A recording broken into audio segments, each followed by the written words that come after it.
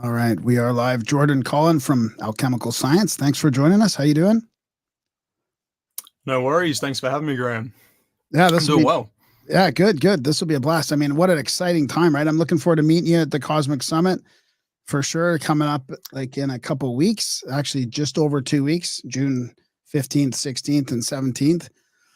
And we might have Yeah, Malcolm Bendall and we might have Darren showing up. They're both missing in action, so we'll see how that goes. But this will be fine either way. yeah, on with it. On with it. So you are freezing up a little bit. Hopefully, there's not too much of a delay in our conversation, but if there is, we'll just have to be cognizant and wait for each other to finish. So just tell us a little bit about yourself. I mean, Yep. people have been being directed to your YouTube channel recently with all this Malcolm Bendall stuff. Like you've kind of become one of the spokes channels in a way, informally, of course, but and you're always great to give credit where it's due. But tell us a little bit about yourself before all this kind of happened. Yeah, all right. Well, I'm an organic farmer, really. That's probably like my main trade or profession. My wife and I have just been growing vegetables for local markets for probably the last 8 years. And I guess I did that. Very, very long story of how I've kind of got into what I'm doing now. But um, yeah, I did that as a chance to study really as well. So I kind of just listened to audiobooks, listened to podcasts, lectures for just like 8 years while I was just tending the farm. And that got me into just a really, really wide variety of subjects. And that was a big reason for us doing that, is just having that, chance to both do something that we found really valuable and hands-on, and also have a chance to study how we want to, because I'm somewhat academic, but I don't really fit into standard academia at all. Like I don't really have an interest in studying what most people study. There isn't really a university that caters for me. So I've kind of been doing that, studying Tesla, Faraday, a lot of old alchemists and a lot of alternative histories, particularly some of the Vedic stuff. I became like a Hare Krishna for like 7 years, like quite full on, like I was there dancing down the street and really studying the Indian histories of our world and all of that. And so just it built up an incredibly broad range of interests. And then the pandemic came along and, I kind of got kicked out of society and lost my business, and a Wow. number of things happened there. My dad got paralyzed for Oh, reasons that we can probably all know that I can't really say. yeah, And I just kind of realized, you know what? The experts are not experts, and I'm sick of this. I'm sick yeah, of this. So if I have the ability to try and reason this stuff out, I yeah, must find out the answers. And yeah. that's kind of how I got into this and why I'm doing something so extreme, even though I'm just a farmer. So is that when you start up your YouTube channel then? Yeah, like kind of during that period, I kind Yeah. of had a real disconnect, didn't know what to do with my life. A lot of, pretty much my whole family ended up in hospital during that period. And I was just really, disconnected from society. And I was a really full on guy, really tried to get into the community, grow food, very passionate. Yeah. Like your classic guy who gets very passionate about Yeah. everything he Yeah. does. You can probably hear my voice almost shakes when I talk about this stuff. And this is Yeah. why I don't really do many live interviews yet, because it's the stuff I don't talk about getting into this that really Yeah. drove me to do it Yeah. and to think about these things. Yeah. So what do you think about the old alchemists, studying the old alchemists, and what was the one of the main things that you figure that the mainstream or the narrative about alchemy has gotten wrong? Because it's interesting that you're involved in Bendel stuff, because that to me is what's happening here is a modern alchemy.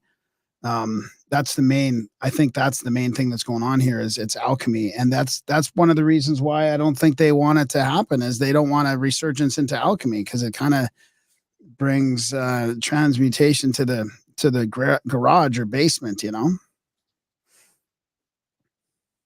Yeah, that's it. I mean, I think there's genuinely been a suppression of these ideas for a really long time. Certainly when I was brought up, they were fantasy. People would talk about alchemists and making the philosopher's stone and transmuting base metals to gold and all of this stuff, and it was a joke, or something. Yeah, that they were kind of like these wacky people of the past practiced. I guess that was where, why I bring up becoming a Hare Krishna at some point and reading all these Vedic texts was just that big moment of realizing there was a whole aspect of history, like a whole more people than there are, even, in Australia, like, what we got 25 million people here, and we've been around for how long, like a few hundred years. And we're teaching history from this perspective that it only goes back a certain way. We never explored these ideas in science.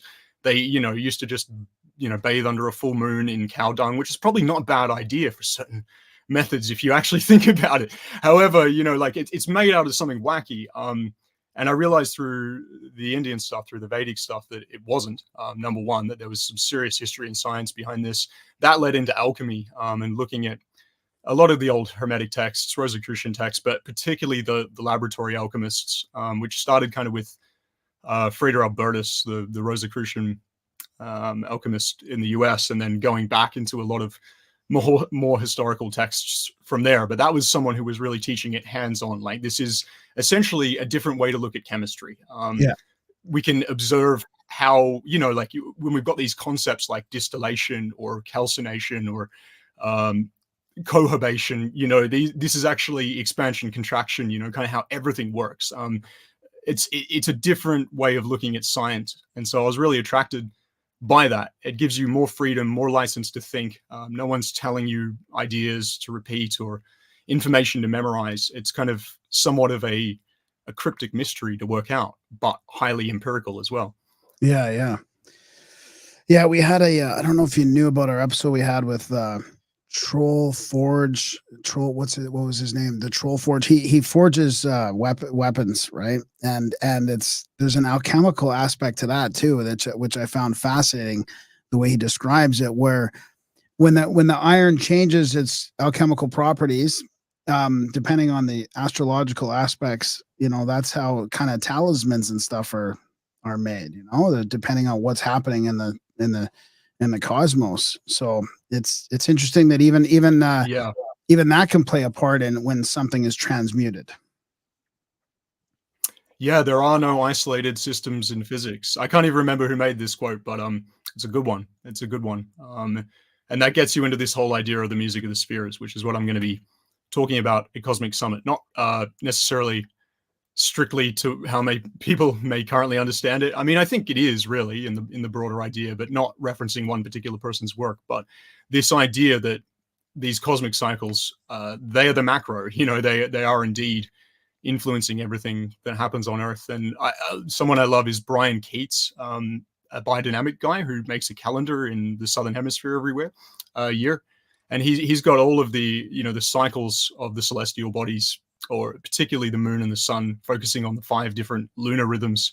And it's just such a great introduction to understanding how these things influence the agriculture, tides, the birth and life cycles of, birds and animals. He's had a lot of observations of those stuff. So, it certainly does have a major influence here on Earth. And that's why, of course, if we go back to the Vedic stuff, Vedic astrology, right? A lot of even the Indians now kind of try and disconnect astrology from astronomy, because of course astronomy is a very serious science that people take very seriously, and astronomy no one takes serious. Astrology no one takes seriously, and that's a bit of a problem really, because they actually came up with all these astronomical ideas because of how they influenced us on Earth. And of course, that doesn't mean that every astrologer you go see is going to be talking real stuff, but it does mean that there was a science back in history, and the reason why they recognized these cycles, the reason why they cared so much about astronomy, is because they could see how that influenced the cycles on Earth, in our lives, in the tides. We're 90% water or something, right? 80% water, 70% water. We're a lot of water. So if the tides are being influenced, we've also got conductive fluids in us. We're being influenced. We're rising, or we're contracting. Yeah, even the Catholic Church at one point said, I was reading the Malleus Maleficarum, that book about the witch hammer, and they were even saying, like, because they weren't allowed, they were demonizing all kinds of esoteric practices and stuff, but they would reference, like, they would say, sort of as a side note though, but the stars, the influence of the stars and the cause, that's okay. Like, even they sort of acknowledged that something was going on up there, and that was okay. Like, that wasn't demonic, but all this other stuff was. It was really weird. Yeah, it seems to be broadly kind of acknowledged by every culture in history, and we've lost that connection now to some extent. Not at Cosmic Summit, of course. Come No, along, no. everyone. Tell us a little bit more about your presentation then, if you could tease it out a little bit more about what you'll be doing there. All right. Well, yeah. Okay. Well, there's going to be a couple different things. I'm going to be on stage on the Saturday, right up before Bob and Malcolm, I think.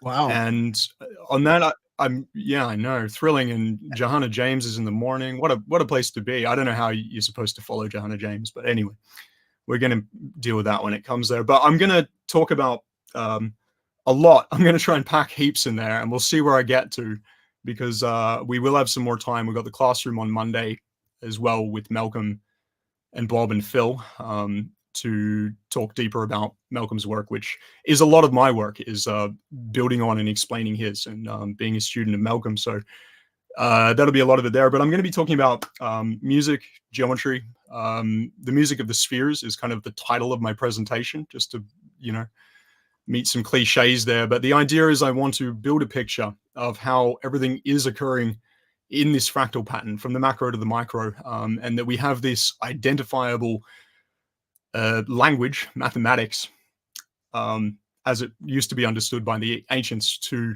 really kind of map all of this like an architectural plan, like Randall Carlson says, because he deals with these numbers and these cycles a lot in his own work, and I've learned a lot from him on that as well. Malcolm does as well, Ed Nightingale, Marco Rodin, Jamie Buturf. Yeah, there's a number of guys that have kind of discovered this same sequence of numbers, which is built on doubling and tripling, which we can map essentially the movements of the celestial bodies, the diameters and the radiuses of the planets, their ratios between one another. Walter Russell and this model of the elements that Terrence Howard was talking about the other day, which is, I think one of the best things that was mentioned there. That's awesome. And I actually haven't explored that much, but it's completely based on this. And Malcolm's plasmoid unification model is also heavily based on Walter's understanding of the model of the elements as well. So I'm going to be kind of talking about all of that stuff, music, but also generating power from the perspective of time, essentially. So once again, just trying to teach people something they already know, because we've got plenty of electrical engineers and we've had AC power for 100 years. We know how it works in one sense, but I just want to explain how it works when you view it from the perspective of time rather than particles or, these unusual explanations of electricity we've had in the past. Oh, I think that's a great idea, because time is the part that's really hard to comprehend. When Malcolm talks about his stuff, when he throws time in there in his sort of theory of everything and time, and it's hard for people to wrap their head around how time is looked at in this different way. And I know you've mentioned it on a couple of your latest videos, and I really think that's a good place to try and like hammer it down and start to look at it from a different angle. And I was going to ask you about Terrence and Rogan too, because when I watched that, I was like, oh my God, this fits with Malcolm's. It fits with Malcolm's periodic table. And so, I mean, we might as well talk about that now. Do you think there's some resonance there? Pardon the pun, or? No. So, I mean, sometimes because I've become this unofficial spokesman for Malcolm, because I've been one of the only people talking about his stuff, even though I am an independent, people often kind of, they look at my stuff and they go, well, if it's missing from Jordan's videos, it's not there. But Walter Russell's work is a huge influence on Malcolm's model of the elements, and he's referenced him as a there he's calling now. But yeah, he's referenced him as a huge inspiration for that from the beginning. I just haven't explored his work that much, which is why I haven't spoken about it. You can take that if you want. One moment. We can. All right. Yeah. We'll see if we'll get in. One moment. Yeah.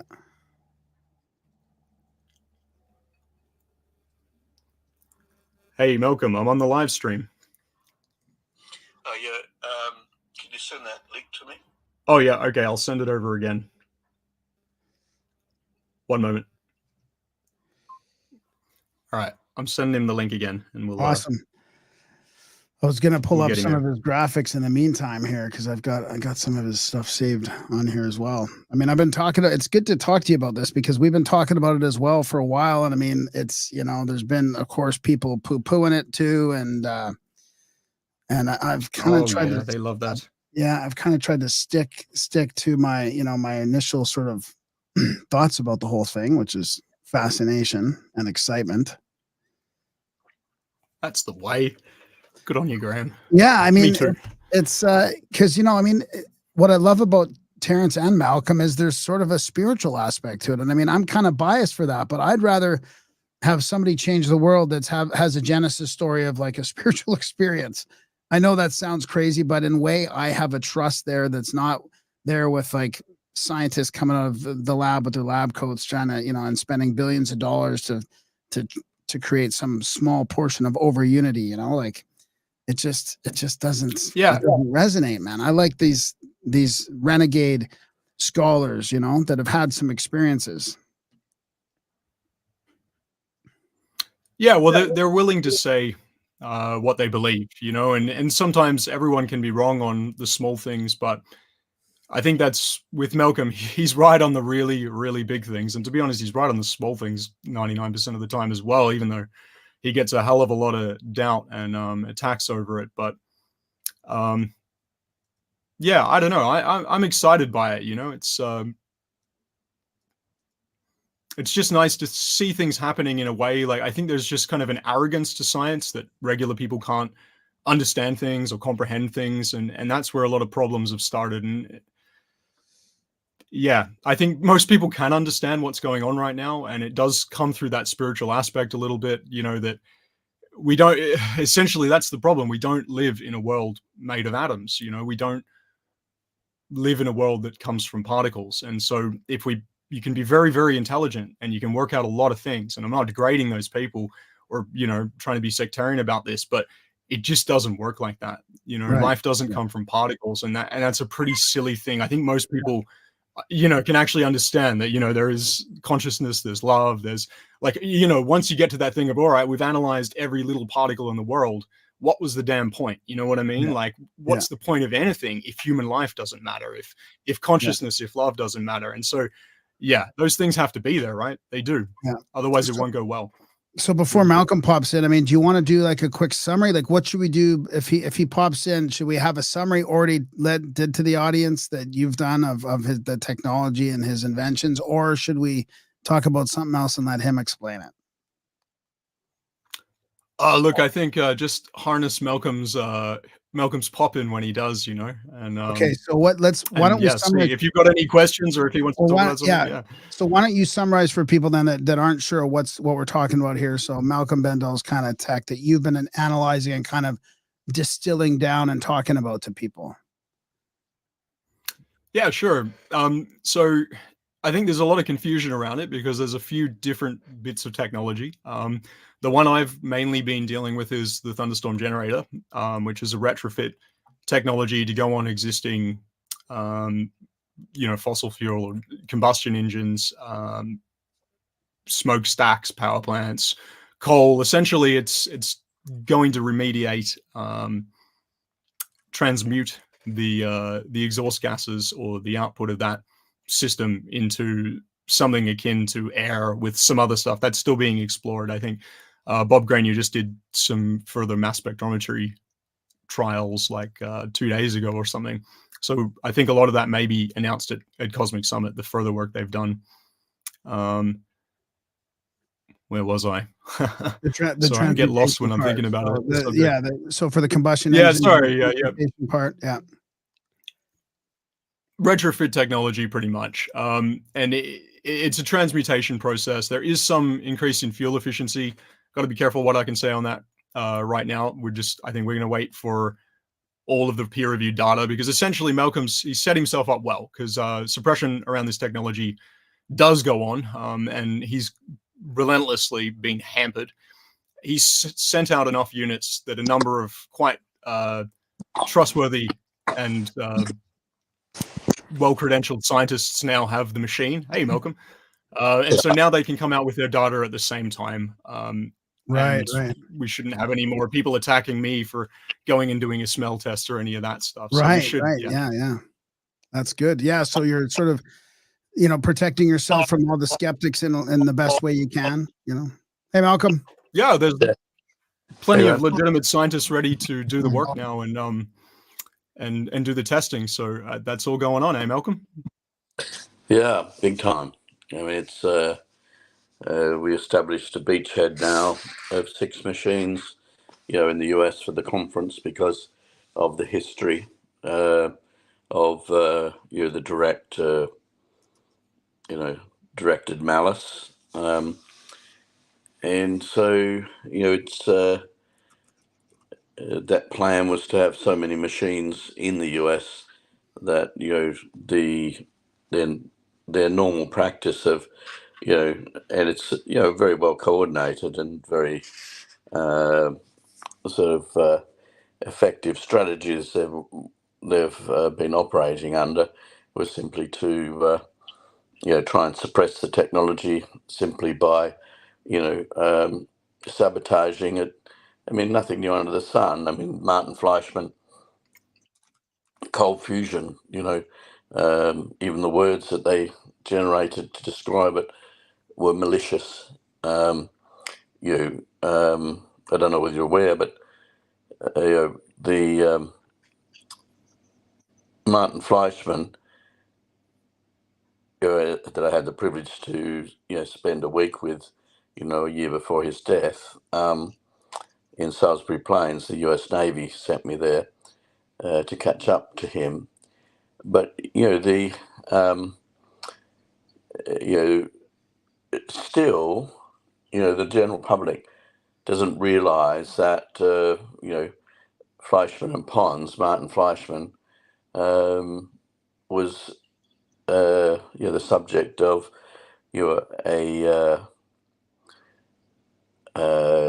I suppose the way in which they went about discrediting him was so effective that most people don't even know Oh yeah. that his technology was validated by MIT, who then falsified the results, right? And still today, you'll hear people, cold fusion. Oh yeah, just that was- mention cold fusion and mention cold fusion and it sets people off. yeah, and that was the deliberate, and that was a psyop that those words did not come from Martin Fleischmann, right? Where they came from was they decided that when they set the parameters, can you imagine this? The deep state sets the parameters to what manifestations you'll have if you have cold fusion, which are deliberately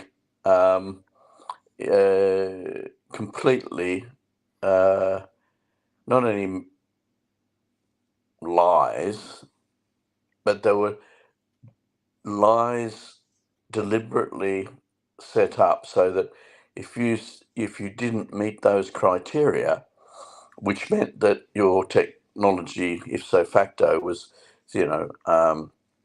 toxic, then you did not have cold fusion, or you did not have a safe self-contained non-radiating boundary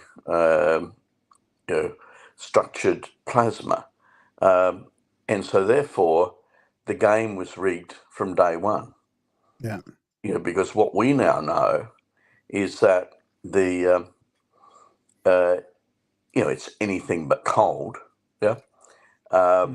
So, but it's simply that no one conceived of the true nature and structure of plasmoids, and those plasmoids, King Solomon called them Shamir, and that would go back, to a knowledge that was, you're talking about 4,000 years ago, so 3,000 years ago exactly, I think. But it did predate that, because you look at the Book of Enoch, which, you could argue how, actually, no, I wouldn't say. Classic history and classic science is absolutely wrong, because I did send, God bless him, George Howard went on a quest, on my behalf to Turkey, because I'd identified, pre-flood, the position of Enoch's house, and which had never been identified before. And there was a group of 12 people went there, and not only did it exist, but there'd been removal of about 500,000 tons of rock, whereas, a normal house, you build the walls. In this case, like the Kalashi Temple and Ellora Caves in India, all the classic structures, in the world that are deemed as being the highest level of consciousness, temples and houses made out of unhewn rock. That is, you don't touch nature. What's left is untouched, which is the unhewn rock. So you've got Lalibela, the Knights Templar, when they delivered the Ark of the Covenant to Ethiopia. They built the temples there, and they dug a trench, a square, like slit trench around and down, and that created the temple there. The Kalashi Temple in India, plus several others, are all cut from the top down, and they're cut using what in the Sanskrit text in India is called the Vidyut, Vidyut. The Vidyut are what comes out of a Vajra, and that is ball lightning, which, once you know the geometry of how that works, which comes to Randall Carlson's work, as soon as you know the geometry of how the plasma, the way in which the plasma is structured, which I go through to, you've got, say, for example, with water, you've got, solid, which is ice, liquid water, then you've got water in its gas phase, and then you go to plasma. But the next stage, it comes full circle, because the plasma, once it's structured in it's a self-contained electromagnetic field, is therefore literally a solid again. Now the only structure in the world, and this is where the truth is hidden in plain sight. If you look at your blood, therefore, you're talking about an imploded sphere, literally, as if God, between his finger and thumb, squished down. I'd like to get an electron microscope and look for the fingerprints of God, because your blood corpuscle literally is an imploded sphere, which means the North and South Pole have been put together, even to the extent that the flat center of that donut, is flat. And in the center of that is the whole blood corpuscle is a plasmoid structure. It is an imploded sphere. It is a torus that has its own, therefore, self-contained electromagnetic field. The heart itself creates a vacuum which expands the dissolved gases in the blood. And when the heart then contracts and pumps, those bubbles implode and create plasmoids. So each human heart is a plasmoid generator, which gives you the metric by which, by definition, because the plasmoids are effectively structured plasma and plasmoids, and there are other, it's probably at least 100 different, in fact, it's more than 100, but there's probably the main species of plasmoids of 100 different geometries, main geometries, and probably millions of different variants on that. So not only is that 99 99.99% of the universe. It's also, ubiquitous, and everything's a plasmoid. Every element's a plasmoid, because everything that's implosive, which is a life force, has to have that 0 point as a point of gathering. Like the black hole, the mini black hole, and that's a concept that our society lost. And I think that by going back to sacred geometry, which is why I first caught up with Randall, and as I say in my work, Randall's work was the foundation by which I established the all of my insight from that, because I'd already realized that all of the sacred structures in the world, pre-flood, all worked on the basis of the knowledge of the plasmoids and a knowledge of what Bob Greene has been working on with the Mark Fleischmann Memorial Project.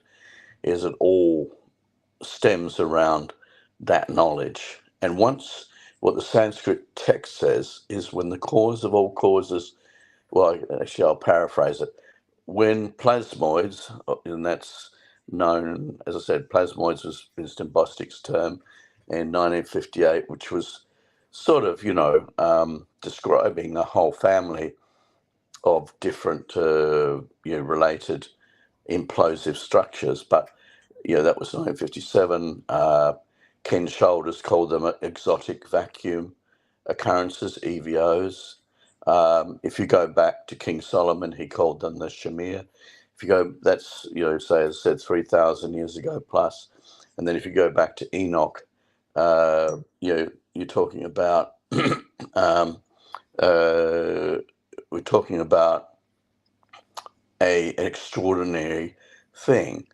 Having found Enoch's house, right, within, you couldn't believe this, within eyesight, like within, it's only over 3 miles away across a valley from Göbekli Tepe. Right, could you believe that? And do you know what that was found on it, written on the walls when George Howard went there? What's Do you know that? what was written on it? The Knights Templar had written on it. This is a Interesting. structure that was unknown, right?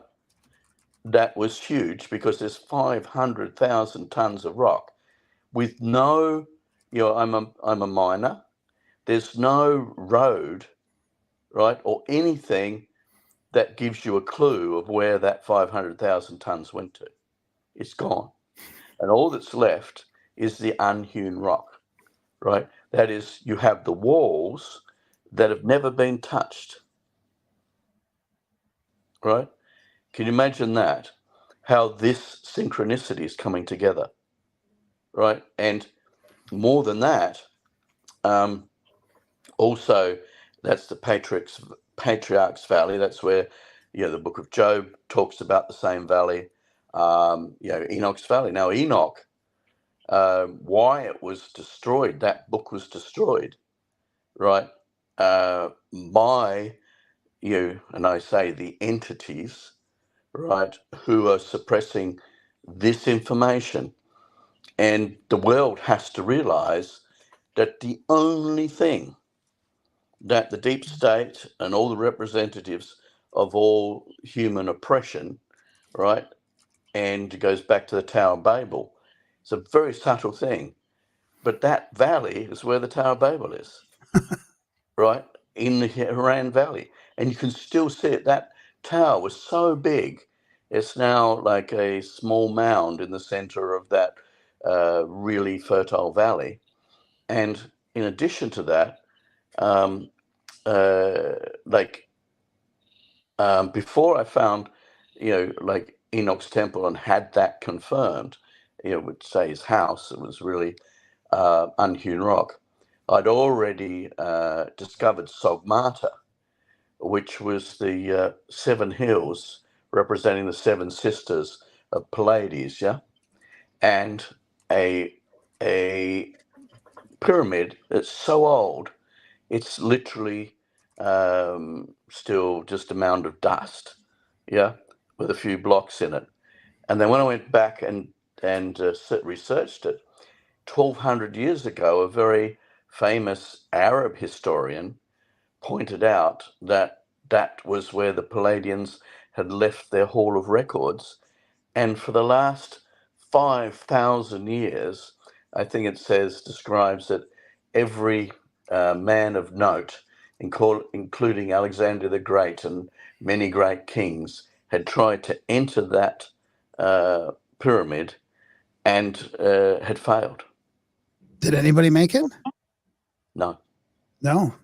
And there was a ring. How did you find out where Enoch's house was then? Well, because and this is the big thing about the conference, and this has been a revelation to me because I've been, on the island it was easy for me because I didn't have to communicate with humans, and one of the biggest adjustments when I came back into society was the fact that I didn't recognize it as it was no longer part of my reality. You know what I mean? All of the things you couldn't say, like had now be all my truths. The 7 years of prayer and fasting and pushing in after being infused with plasmoids. Now you couldn't believe the synchronicity of it. The person that supervised my infusion with plasmoids, because I'd recognized that plasmoids were in fact where you get your intuition from. Because, and if you were going to have wisdom, then, like I thought, well, I was trying to finish the unification model. I spent 50 years trying to figure it out and I couldn't. And I was 55. Those days, I suppose it was 40 years in the wilderness. And I'd been in the wilderness for long enough, I couldn't understand it. And so I said to my minders in the CIA and the US Navy, I said, look, I can't work it out. It's beyond me. I can see the shadows of it, but I can't figure it out. So the only thing I can figure out, that if I infuse myself with plasmoids, then I should be able to have free access to the 0 point where there is no time space. So everything that has been and everything that will be is there to see, that which is variously called the Akashic record, or finding the 0 point, finding the eye of the hurricane, and that it's a very good parable for the earth to realize is that, and humans to realize, is that if you look at a hurricane, until the still center forms, it might be like 30-mile-an-hour winds. But once that perfect still center forms, you've got 300 miles an hour winds, right? And as soon as that still center gets disturbed, the winds collapse again down to nothing, maybe, this, and the still center is still, and the wall, the eye of the hurricane, the eye of the eye of the tornado is still. So the parable was that if I could join the still center, then I could download, which if I was removed from humanity on my island with no one disturbing me, and I could sort of after I'd been infused.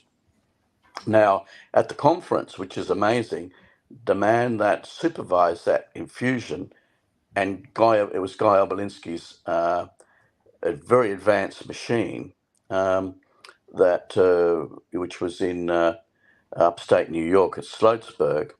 So the man that did that will be coming to the conference, because my challenge was, to say to humanity, well, all my notes and everything that I downloaded was in the still voice. That's form and function. That is, it's not a sentence you read. And I think, the Moray King said something, I think the most profound thing in my life that anyone's ever said to me, was Moray King said, Malcolm, I've read your notes. You couldn't have called anyone and got those notes, and they're not in any library. What process did you go through to get that information? And so, that's what I decided to share at this conference. Not only the validation of that, but we've now rebuilt Obelinski's machine, right? So as other people can infuse themselves with plasmoids for two reasons. One is it gives, there's in Habakkuk in the Bible, it says, write it clearly so others may follow. And what I realized that even though my path was torturous, and extreme, I think then when I say extreme, praying and fasting for 40 days at a time, which is extreme. But the point is that it was a determination that I wanted to know, to get the unification model, because my grade 6 teacher said to me, Bendall, he said, because I said, people were saying what they wanted to do in their life, and while other people were saying, I want to be a fireman and a policeman, I was saying I wanted to develop a car that ran on water.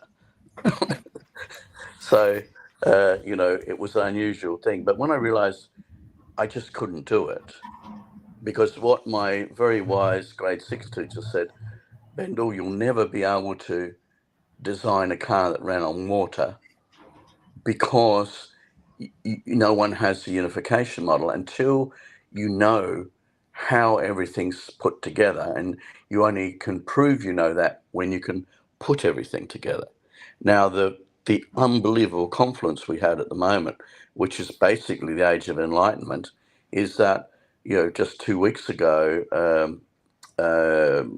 Sheila, who's coming to the conference too, was a musician that I met up with her, and she had taken the plasmoid unification model, and ran all the frequencies that are on that model and found out that they're all coherent, that if you put them all together, they create a stable, standing wave. Wow. This is really cool. She'll be bringing those to Cosmic Summit, right, Malcolm? Yes, and she's working on it now in the presentation. And this has only just happened in the last, really the last month, like the coming together. And just in the last month too, I'd lost contact. Could you believe, like, I didn't even know that the guy that supervised my infusion had rebuilt Guy Obelinski's machine, and that he himself wanted to come to the conference because he's going to give a lecture on how you infuse yourself with plasmoids so that others may follow. Now, I had to make a conscious decision, and this is what the Navy said to me was, if you do that, if you're going to, charge your blood up to 250,000 volts and infuse yourself with plasmoids, right, then it will probably kill you. And I said, well, great, I win-win. If I die, I get to know the secret of the universe. And if I live, I get to share it with others. How can I lose, right?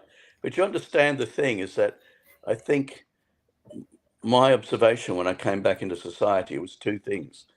One is the truth is no longer welcome. Neither is the truth bearer. Yeah. And if you go to a level of enlightenment, like, I had the privilege of standing on the shoulders of giants. Like, I had my grade 6 teacher that told me it was pointless to try and build a car that ran on water unless you'd already figured out the unification model, because until you have that metric, you cannot unlock the secrets of nature. Can you talk about that? Can you talk about that point when you figured out the PUM, the unification model? Or is that part of your presentation? Well, no, I think it's important because now I've realized it was because I was wondering, because this is now, quite an auspicious occasion. Yeah. Yeah. Like what we're doing now, just this confluence of the four of us, right, is a precipitating node, right? Yeah. Because I had only just realized, when, because I've been praying and fasting, what should I deliver at the conference? And what I'm saying now, is maybe an angle, that I haven't shared before. Right. Right. You get what I mean? Yeah. Yeah. It's timely. And I think, because Jordan's been following this very closely, but I think this is really quite a point, another point of epiphany. You know what I mean? That Yeah. I realized that because no one else was prepared to do it, like the guys in the Navy were saying, Malcolm, don't do this because it's going to kill you. And I said, no, what is killing me is that I can't figure it out. That's what's killing me. Right? And now to have everyone come back together again, including extraordinarily, I hadn't seen. The Marco Rodin is the one that's sort of been the puppet master here and brought everyone. I got invited through Marco to the conference, the Tesla Tech conference in Albuquerque, New Mexico. And that started this whole process. But the disturbing thing is, as I said, when I came off the island, and I had first met up with Randall, who obviously had already outed me. I changed my name and hid for 10 years because my first cold fusion device I spent 5 years on it and $5 million between 1998 and 2001. And, that device was the first, was my first device that I built, which is a completely different design. It still exists to anything I've shared to date, but simply it was probably too far ahead. So what we're doing at the moment is leading with the simplest application that you can think of dueling tornadoes, which is a thunderstorm generator, which shows the principles from which people can understand that it develops, ball lightning, and that ball lightning has the capacity as an imploded sphere, like a torus or donut. It has the capacity to, transmute elements or reconstruct elements. Yeah. So, and so I'll go back to your question. You asked a question. I think I might have strayed off the path there a bit. What was That's okay. Well, no, it's the point when you figured out the model. I mean, you went okay, away. yeah, right. Okay, that's back to that's where I was headed. So basically, what happened was, the process was, it was a 3-month process to infuse myself with plasmoids, and basically, as I said, the thing was risk my life doing it. But after that, then I thought, to realize that knowledge, I have to, and I told everyone, because I had people, there was $10 billion was offered to me by the military heads of Japan and South Korea, because they had trouble with their nuclear reactors.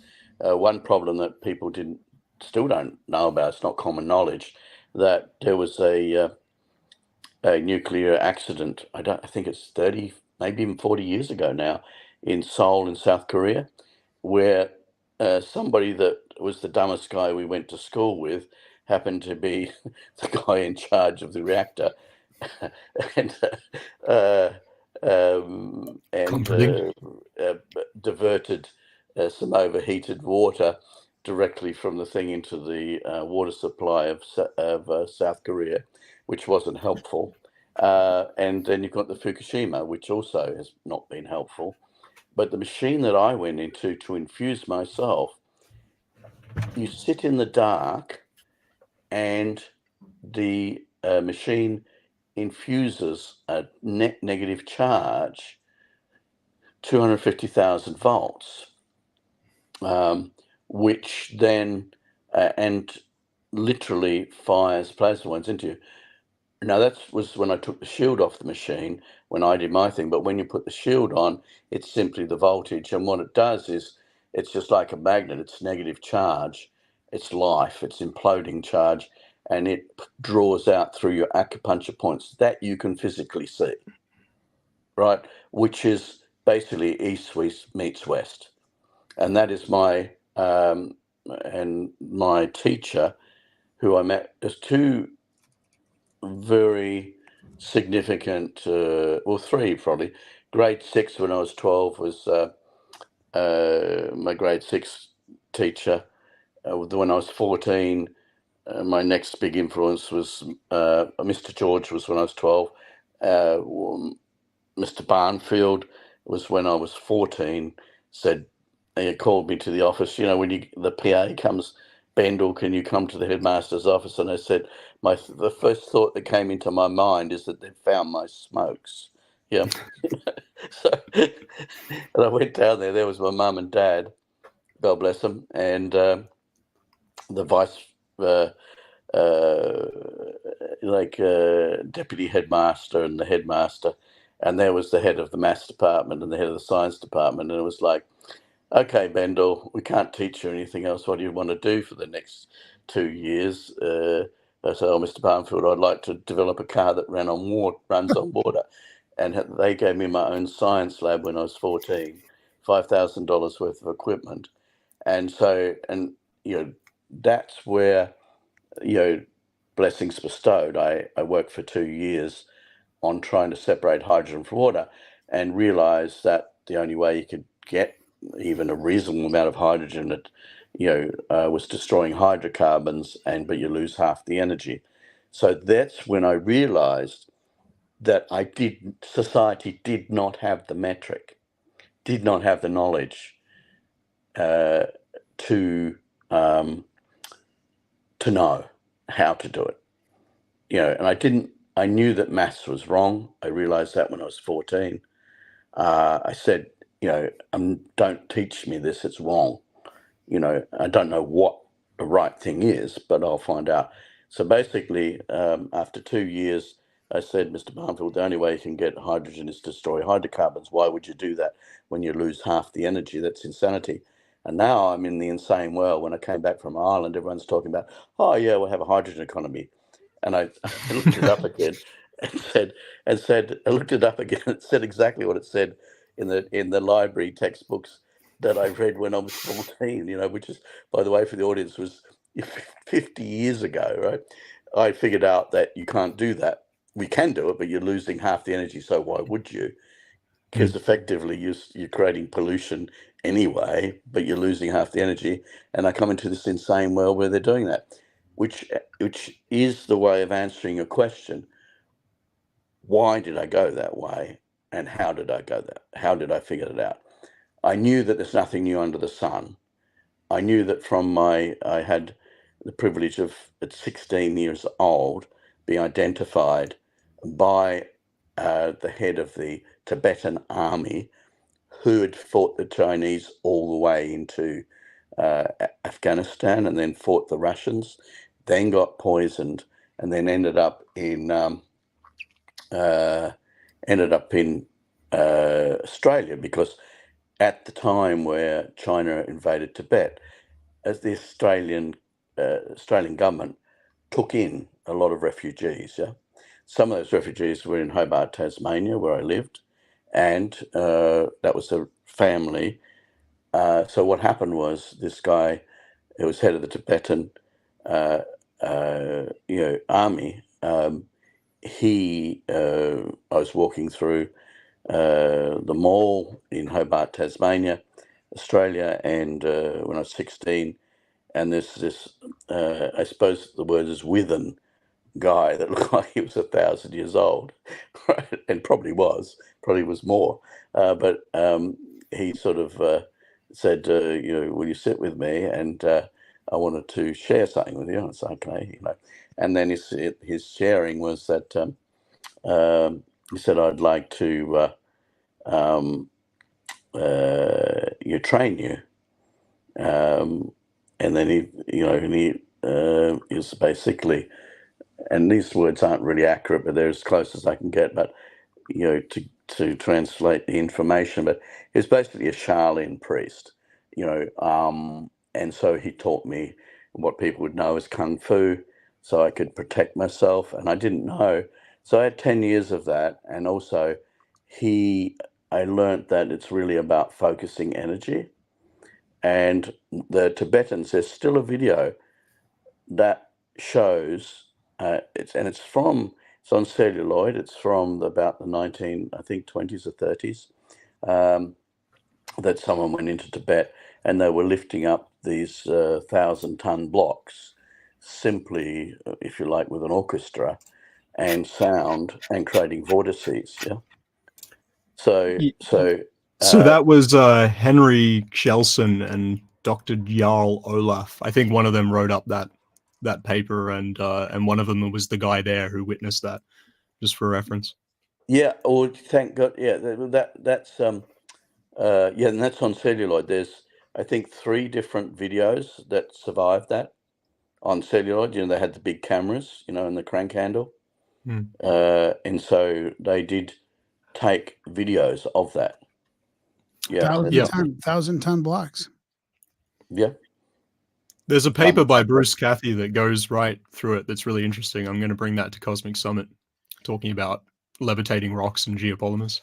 Cathy, the guy that does the ley line stuff, right? Yeah. He talks about these numbers a lot too. You'll find a lot of very cohesive stuff in his books. Yeah, and it's also one of his books that I read, and this is way back. He put some more mature, accurate formulas. I think which one formula? I think it was the equal MC squared thing, because E does not equal MC squared, because the speed of sound is only, the speed of light is only the speed of the light at the 0 point. And if you spin clockwise, then you reverse time, and if you spin anti-clockwise, you accelerate time. So therefore, that's the key.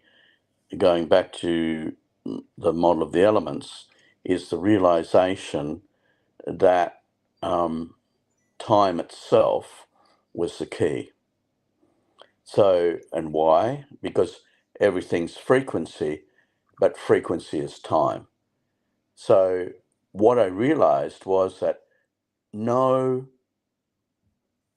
human or book that I could find in the world, and I spent $5 million and 20 years searching everywhere I could, geographically, libraries. I went to all the libraries of the world, searching for, and all the museums of the world, searching for the remnants of these truths. Yeah.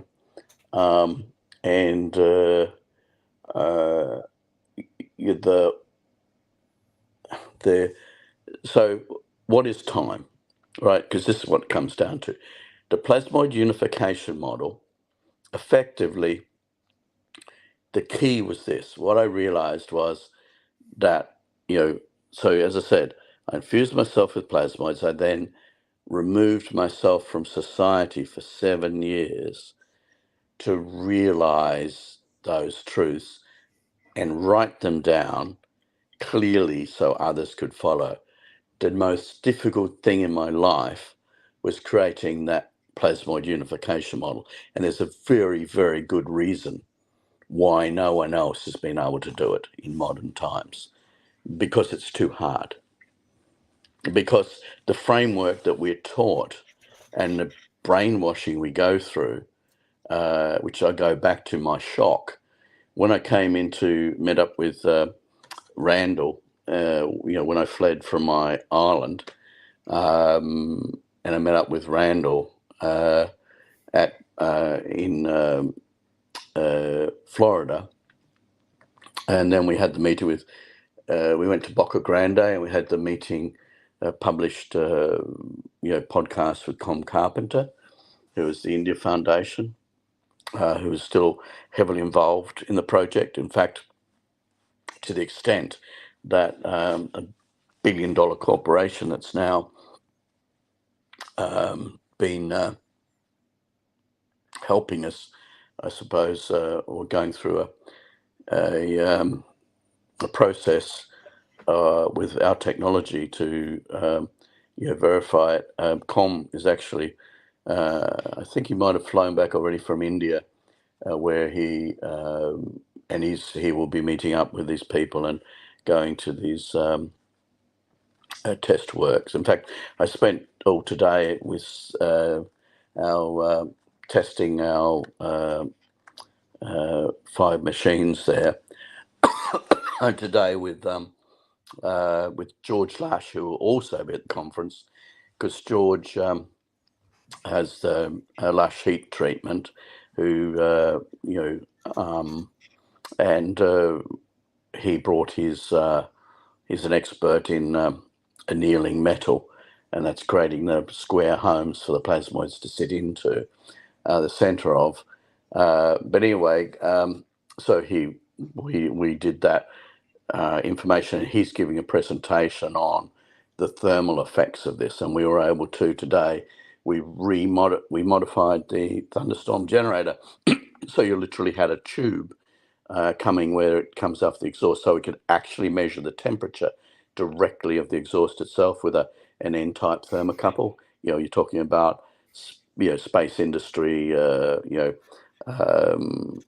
modern fighter jet sort of annealing, and temperature is an important part of that to produce materials that last 30 times longer, because when you anneal something, you align the crystal structure. So if it's cubical, they're not bent cubes because of stress. They're exact cubes so that they have a center that the plasmoids can live in. But anyway, going back, and this is to do with time and frequency. So what Nikola Tesla said is, he talked about his 369, right? Secret of the universe. What we have here is that those numbers are very fundamental to our solar system. Because I'll go back now to the solar system.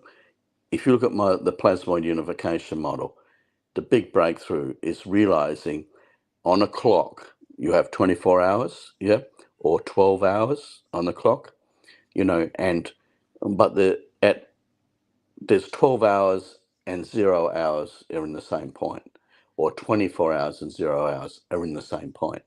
For a compass, 360 degrees and 0 degrees in the same point. Now, I'll challenge anyone to tell me where that clock and compass came from.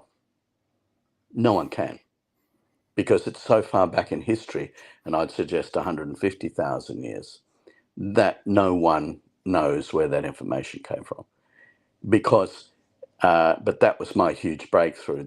Then when I realized the paradox, and we learnt it when we were in primary school, that, remember, you used to cut out a circle and color it in with the different rainbow colors, and you spun it, and then it turned white. Or, when you're in your science class, you took a glass pyramid and you split light into its different frequencies, right? So, and that is the parable, is when you have all colors, you have no colors. That is, when the colors are all together, you can't see them, right? So that's what the plasmoid unification model is based on. Then I realized, oh my God, I can actually figure out the whole of our reality. Because what I can do is, if I put at that 0 point all the frequency numbers, and it's on the model of the elements. Now, this is the big thing. the sun is protium, right? Now, here's a big lie in society, and this is why, society is now alien to me, because it's so misguided and so hubris, like that the establishment is actually the teaching establishment, or the very establishments that are meant to enable and enhance the development of society, have become the very just basically become a jail where lab rats live, and if they stray out of their cages, then they don't get water or food, so they have to live in those cages. And what I was saying, like Marco Rodin and myself live outside those cages, yeah. And so we'd prefer to starve to death and die of thirst rather than compromise ourselves by living in an imposed lie. Whereas if you don't lie, you are not accepted in the academic community. And Bob Greenier has broken that glass ceiling this year with his paper saying that from water, by imploding bubbles, the most implausible thing you can think of, that imploding bubbles could, create ball lightning, which then can, from water, create every element known to man, right? Just from water, with nothing else. That what happens is it's a stepwise process, whereas you just keep on increasing the you start with the hydrogen, which actually has the highest charge density, and then what happens is that the actual size, like I always make the parable in my mind, that if you think about hydrogen as being a table tennis, a Ping pong ball. ping pong ball in the center of a football stadium. The ping pong ball is your hydrogen, but it has the same charge in it, except a different area. So you're changing your area time is all you have to do to change your element. And this is why in my plasmoid unification model, I say that the time is the key, and time is the mold in which matter is formed. If you think of an element as simply a cup, right? If you pour the contents of that cup, say that's in a thimble, and you pour it into, a normal teacup, maybe you've gone from hydrogen to helium, then you pour that into a bigger cup, right? Now, as you're pouring it into the different cups, they're different sizes because it goes up. You're working around in a circle. So you're going monad, triad, dyad, tetrad. That is, the crystal form changes. Carbon is both plus and minus 4.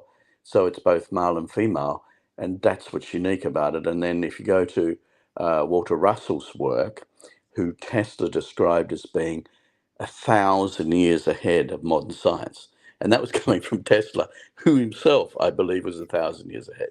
Or if you argue that if I put my geologist hat on, I can argue successfully that the granite blocks that were what was used to create the bridge from India to Sri Lanka, and that when that bridge fell down, the coral that then grew on those rocks that fell on the silt on the bottom of that channel that are still there, the coral grew on those because they were channels, obviously, that channeled through, so they were deeply cut channels anyway. But the coral there is 150,000 years old. So the Sanskrit text talks about that was found in a Mago cave in China in 1885, which all our modern society is built on, which is another interesting lie, because that was, as horrendously oppressed as was the fact that Martin Fleischmann's, which I think NASA's now calling it which I laugh about, is called lattice confined, like lattice confined atomic reconstruction or whatever they use. Anyway, they don't want to say cold fusion because that was their original word, and they'd already slandered and defamed that. So now they have to make up an imaginary, they have to reimagine the truth. Well, that reminds me. That reminds me of when you were talking to George Howard and Adam Young about the vases, the ancient vases, the precise granite vases, where you mentioned that changing the volume. So when you're talking about going from thimble to cup, like changing that volume changes the energy, right? Well, yeah, because if you imagine that the football stadium is a sphere, right? So you go from your table tennis ball to the football stadium, the same amount of energy is now in a bigger area, Right. right? So and like any bubble, and this is a great parable, in our bubbler, it's only the bubbles you can't see that implode symmetrically, because the bubbles you can see are subject to mechanical forces, right? But when you get down to the atomic level, the rules change, right? It's like Nikola Tesla's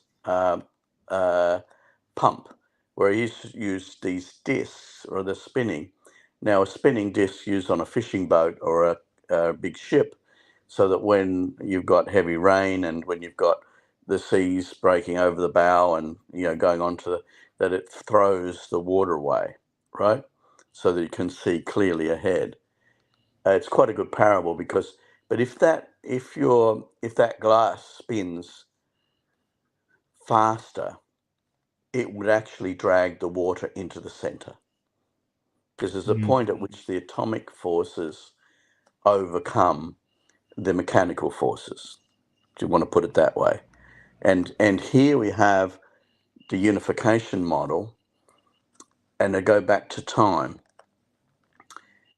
So when you've got the concept that what I realized with the infusion, and so that's why I had to go away, because I could no longer use the terminology.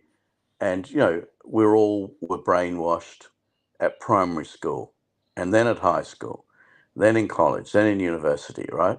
And then we're confined by those thoughts, because if you're a professor and you hold tenure at a university and you do not produce, if you're not accepted, if you don't accept what you're told and what your teachers told you, because it's a very simple system. If the professor that marks your papers for you to graduate university, only sees the image of his knowledge, like he tells you what these lies are, and you have to accurately tell the same lies back to him. Yep. Right. Yep. So therein lies humanity's fall, is fear, like that control is through fear. And so, and what's fear? It's the expectation of inadequacy. And as human beings, we seek to be accepted, right? And how do you be accepted? You fit into the averages. How does someone see you as beautiful? Because you're average. I used to think when I was in primary school that we had the Grogan scale, and that was you'd classify the beauty of a woman as being on the scale of Methuselah was 0 and Helen of Troy was 10, right? So there was the concept ingrown into our youth that beauty was exceptional. And then I learnt after my infusion that was another big lie. If you take 100 faces and average them, that's beauty. Because what you're taught is that anything that is not normal is a deductor point. If the nose is too long, deductor point. If the eyes are too far wide, deduct a point. If the ears are too big, deduct a point. If the hairline is not average, deduct a point. If the height is not average, deduct a point. Do you see how it goes? Right. Yep. So when I came back into society after my Ireland experience, the horrendous thing I'd got past the Helen of Troy thing and realized that if you take 100 faces from any culture or anyone in the world, you take 100 faces and average them, that is what we perceive as beauty. So the human condition is such that anything that doesn't conform is attacked. So, and I was warned about that when I was, said I've standing on the shoulders of a giant. When I came into Boca Grande, I was fortunate enough to meet the guy that owned the hotel there in Florida, Boca Grande, and that's where Boca Grande were down there to meet up with Tucker Carlson, who, by the way, does have if you take into account that he has my book signed by me, and he has the two posters, one planetary power plant and one unification model, as does Joe Rogan. Both of them have it. That conversation was pivotal, and imagine after 50 years of my sort of excruciating tribulation, and the miracle of even surviving to talk to you now, is and to have privilege to be given the truth, and sort of therefore, and in a situation to be able to realize, because what my Tibetan teacher told me, and also I had the head of the spiritual leader of the Australia Church, and also I work with the spiritual leader of the American Church. That was the guy that Pastor Chuck Flynn, who was for the Apollo mission. He was the pastor that looked after all of the Apollo astronauts, and he also prayed in the presidents of the United States. On his deathbed, he put that responsibility onto me. He talked about the condition that America would be in, and this was like going back 13 years or something. And he said, Malcolm, there's going to be a time when America's going to need you, and and I thought, well, and what my guy said is what my guy said to me, my my Tibetan advisor and friend when I was 16 was the advice was that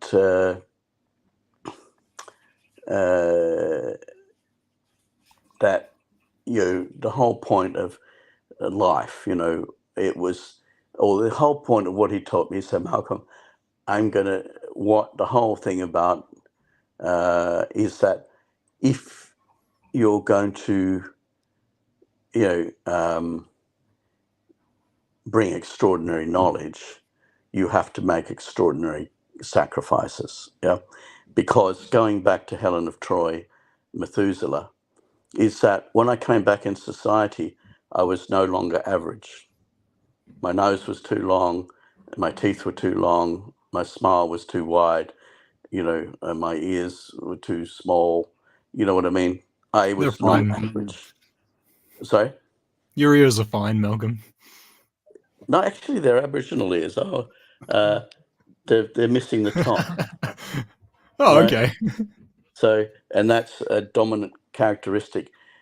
I'm the last of the Mohicans, and that's one thing that both my teachers told me. He said, if you don't do it, no one will.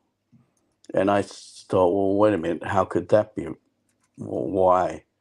Is that? And then it comes down to the fact that I think that, there's the concept that unless you're willing to sacrifice everything for the truth, including your life, you're really no good to anyone, including yourself, because then everything becomes a compromise to live, Hmm. and therefore a compromised life is no life at all.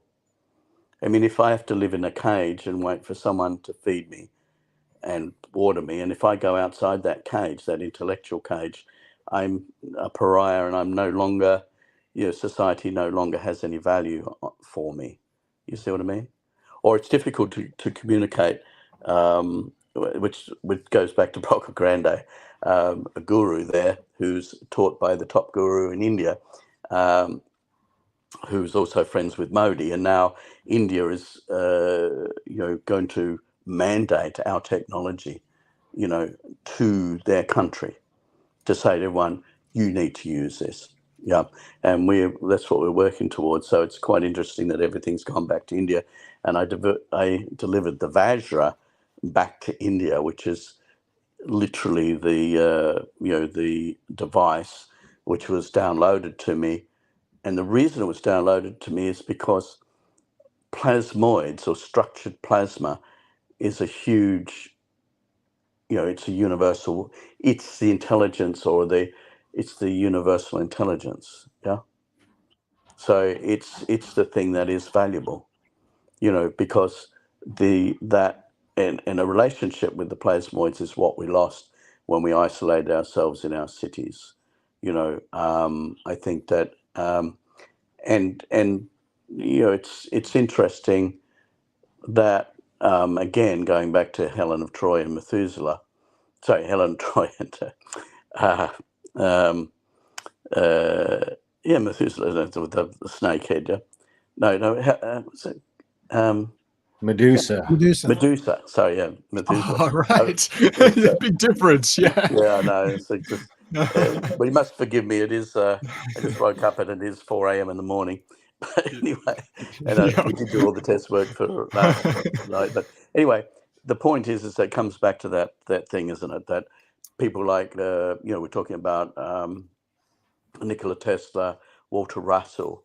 What I'm trying to say is to the rest of humanity, to the other 8 billion, is that that we have been conditioned, as children in the playground. Anyone wearing glasses was Four Eyes. Everyone that was, a bit chubby, that was fatso. You know what I mean? Like, the human nature is anything that's not normal, you attack, right? As a, but here comes time. Time is the mold in which matter is formed. It's very, very simple. And we didn't understand what time was. Yet, the sun's diameter is, 864,000 miles, right? But time itself that we live under, and why weren't we told in primary school or preschool, right, that the amount of seconds in the day is the diameter of the sun? That would Worth have been, mentioning. yeah, and Yeah. that the moon faces the sun, and like it's literally a mirror image of the sun, whereas the sun square is 3456 and the moon square is 864. So the square on the moon represents ether, and the circle represents matter. And why? Because the circle is 2,160 miles across, which is the 2,160 years of the 12 zodiac signs, which makes up 25,920 years, which is the distance the moon travels in 12 hours. It's 2592. 2592 is 2592. Coming back to what I was saying before, I came back into a society that believes hydrogen is an element and that believes the sun is made of hydrogen, right? Mhm. Which is a lie. So now I become one person out of 8 billion people that knows it's a lie. If you add a 0 to that 2592, you get a great year too. Exactly. So therefore, what I'm Fractal. trying to communicate is that the distance in miles is the same metric as time. That is the key to the unification model. You see what I mean? Distance and time are the same. Is that the same metric that we use? Is it because I think it's the orbital time of each planet to its distance is that calculation we were going over with Randall a few weeks ago? Yes, exactly. It has to be because it's 108. 108 times 108. Yeah, exactly. times the distance that times the diameter of the sun is exactly the distance between. You're giving me goosebumps now because what I'm Well, going to tell you next. it's within 0.02%, which is closer than I'm building high-end steel out of. And I still maintain, and this is something Randall and I argue about, is I'm saying I bet you it's perfect and we're measuring it wrong. And he thinks it's the other way around. I think that one day when we can measure those planets, those numbers will be perfect. Well, actually, yes, a little. They Yes. expand and contract, though, right? You know, Correct. they are variable. So yeah, They're exactly. breathing. Yep. Yeah, They're breathing. breathing. So the sun, our solar system, is breathing every 11.111 recurring years. Yep. So it's breathing in and breathing out. So therefore, its north pole swaps to its south pole, and then its south pole swaps to its north pole. Is that related to that lighthouse effect at all? The lighthouse effect. You have to explain that to me. How does that go, Graham? That was like that it's like the universe is constantly blinking on and off, or something like that. We interviewed a guy like a light bulb or something, right? Like yeah, exactly. Frequency. Everything It's a way to that's visualize matter has a frequency. So therefore, yes, and it comes from so you take your 25,920 years. Now get this, protium is actually what the society calls. I wouldn't say we because I don't anymore. I was taught that, when I was 12, I think, and by the time I was 14, I knew that was bullshit, along with everything else. So I didn't, I didn't subscribe to that anymore. But going back to that, distances 108 times the diameter of the sun is the average distance between the Earth and the sun. 108 times the diameter of the moon is the average distance between the Earth and the moon.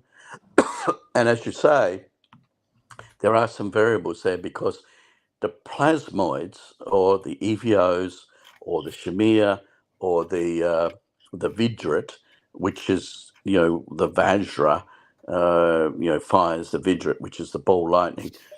That entity is the homeostatic, if you like, thermostat for our planet. Now, our planet, you have catastrophes like you get hit by a big comet, yeah, cosmic summit, right? And what we're talking about, then you realize that Greenland is a big divot from when a big that's full of ice.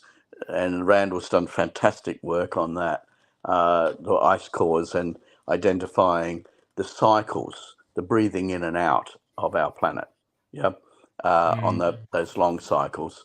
And also the 25,920 years, which is that cycle 2592, which is the melting point of protium, which we falsely call hydrogen, because hydrogen is a group, it is not an element. And the group that we call hydrogen, I believe, was put together as disinformation to, again, remove us from the truth, the Tower of Babel thing, which is really important. You go back to the Haran in the Patriarch's Valley where Enoch lived and Job lived, and where Abraham came from, right? The founding fathers, where the Ark of the Covenant was always stored.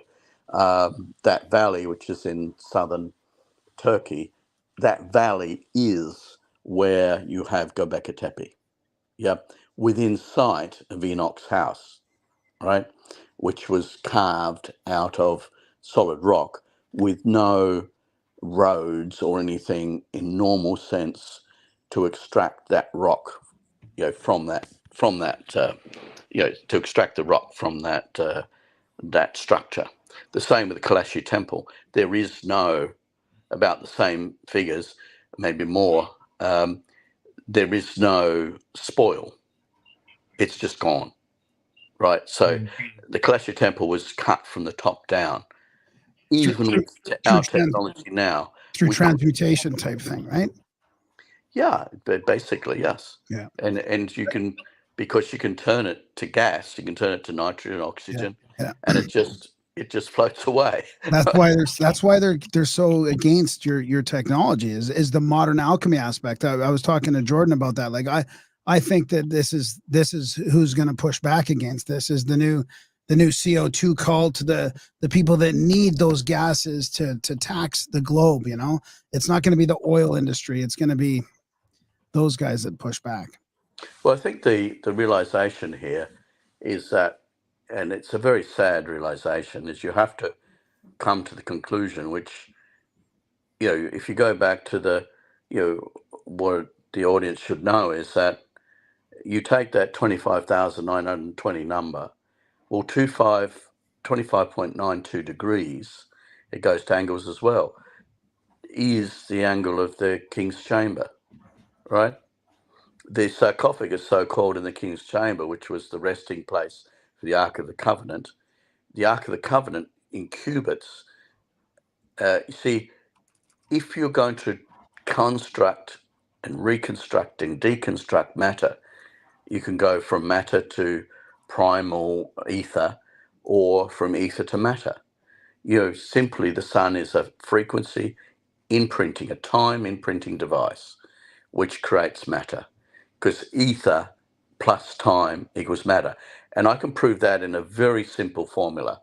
If you take the sun square, right, just draw a square around the sun, which is 864 times 4, or 864,000 times 4, you get the number 3456. Okay, so if you subtract the 864 of the sun from your 3456, right, what do you get? 2,592. Oh yeah. You see what I mean? It's not difficult. It's so simple.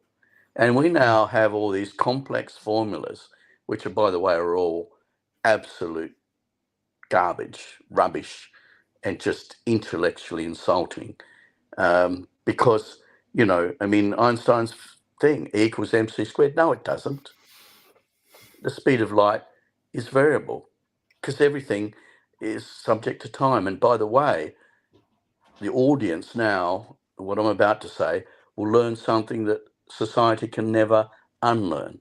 That is that time itself is a mirror, right? So what I mean, that is, if you write down the numbers 1, 2, 3, 4, 5, 6, and get a mirror and stand it at the point of 7, right, you will see in your mirror 6, 5, 4, 3, 2, 1, right? It's a mirror image, right? So what you've done is you've balanced time. So you've got 1, 2, 3, 4, 5, 6, then mirror, which is the inflection point, by the way, on the Great Pyramid, right? And the Cheops. That inflection point is a mirror plane, and that is the key. It's got 2 mirror planes, right? That make it 8 sections, 8 triangles. Yep.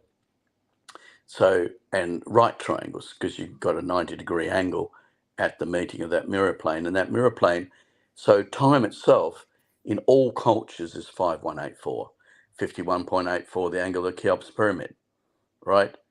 Time. It's the angle, the same number. If elements are going to work and energy is going to work, it has to be a unified model. That is distance in miles and cubits, because the insidious evil thing was that metric was introduced simply to annihilate the metric by which humanity could liberate itself and go to a higher level of civilization. Every civilization collapses because when it gets to a certain size, it does not have the energy to sustain society. And what we're doing at the moment is evil entities, right, who throughout history have run the same game plan. And if you look at the great year, the great wheel of life, that we're now coming to the age of enlightenment. And here comes the prophecy. And this is something that, wasn't going to share at the conference, but I'm sharing it now, is that here's the great prophecy that was known by everyone once, Dante's poem, right? So basically we're coming into the age of Aquarius, right? This is the dawning of the age of Aquarius.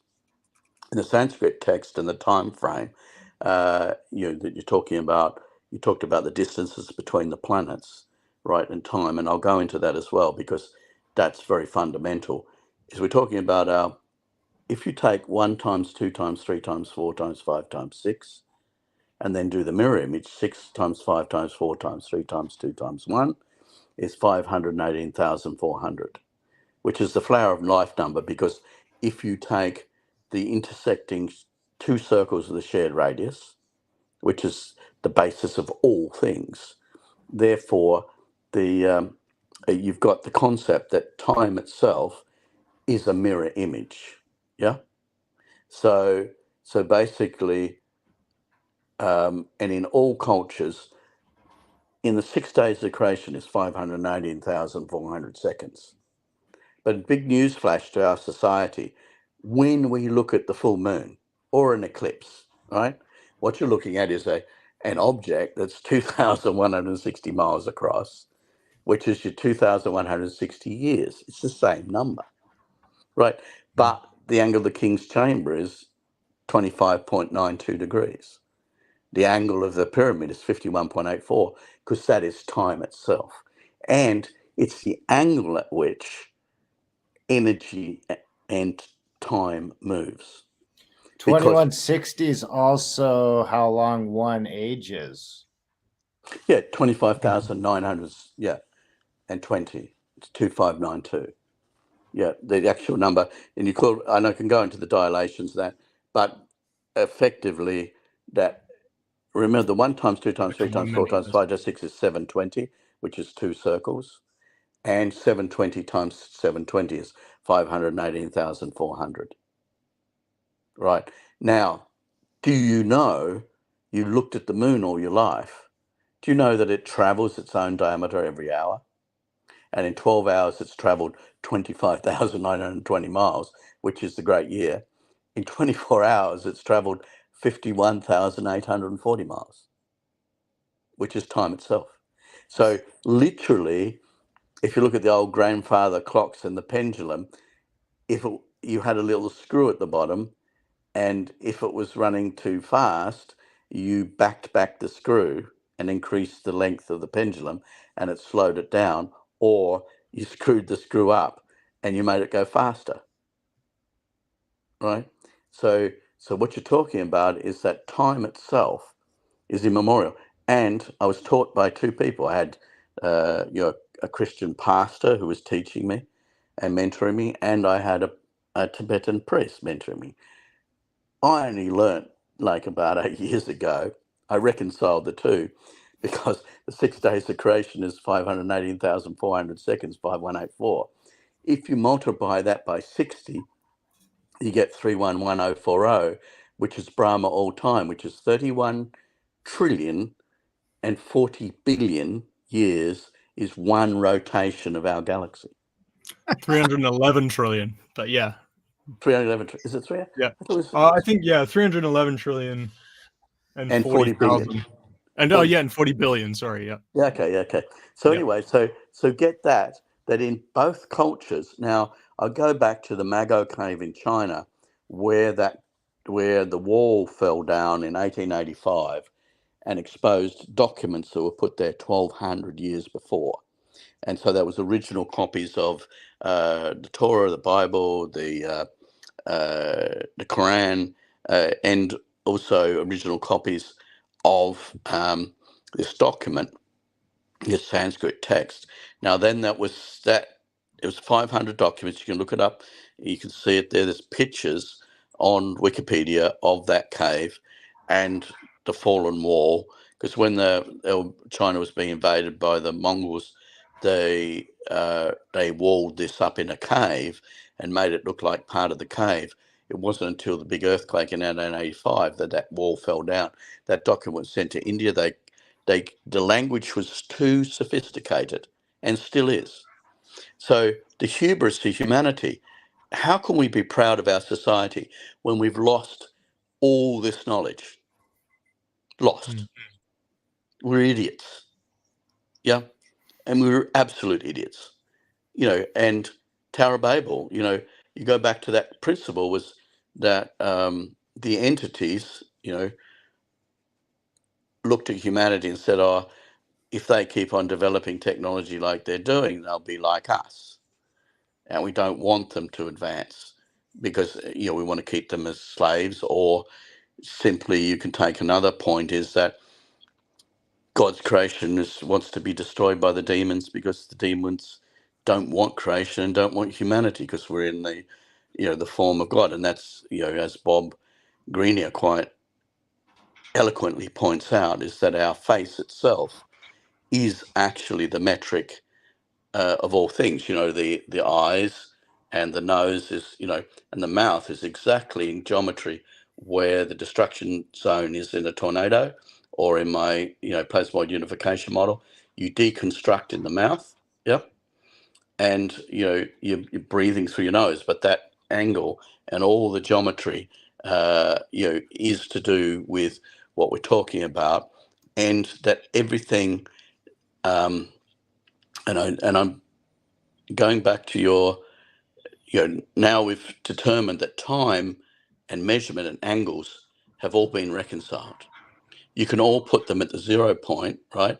You can put your 24-hour clock at the 0 point, which the model of the unification model does.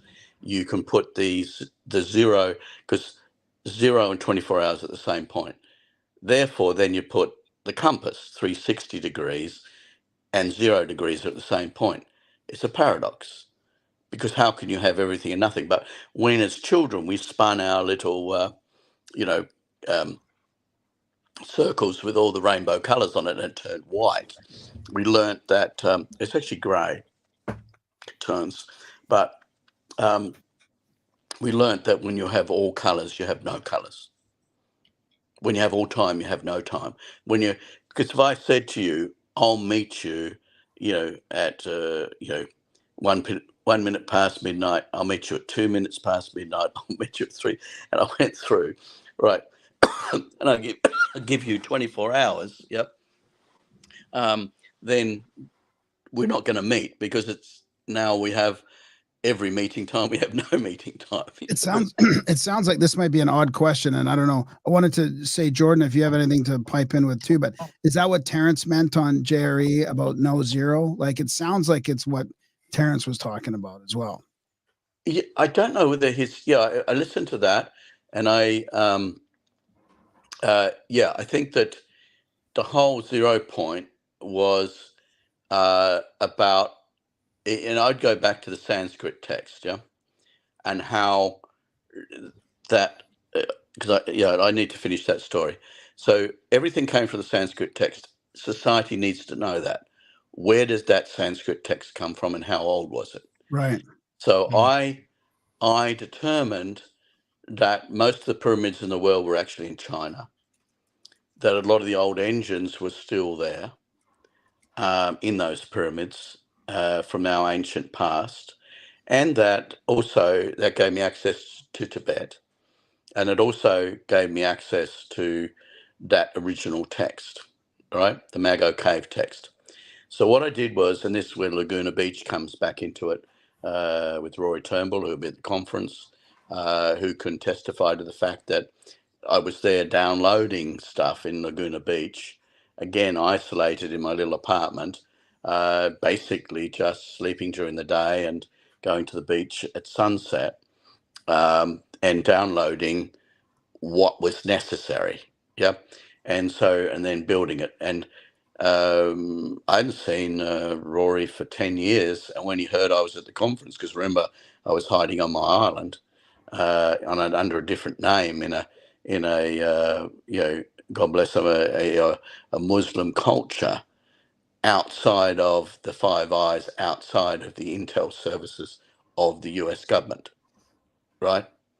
Now, to clarify, I was protected in 2003. The things were so egregious, like, we come back to the Helen of Troy model again. I became so ugly that the US government, the CIA, had to put me in safe houses for a year, yeah, because I had invented the first cold fusion device. And therefore, I had 3 assassins turn up at my house to kill me. All right.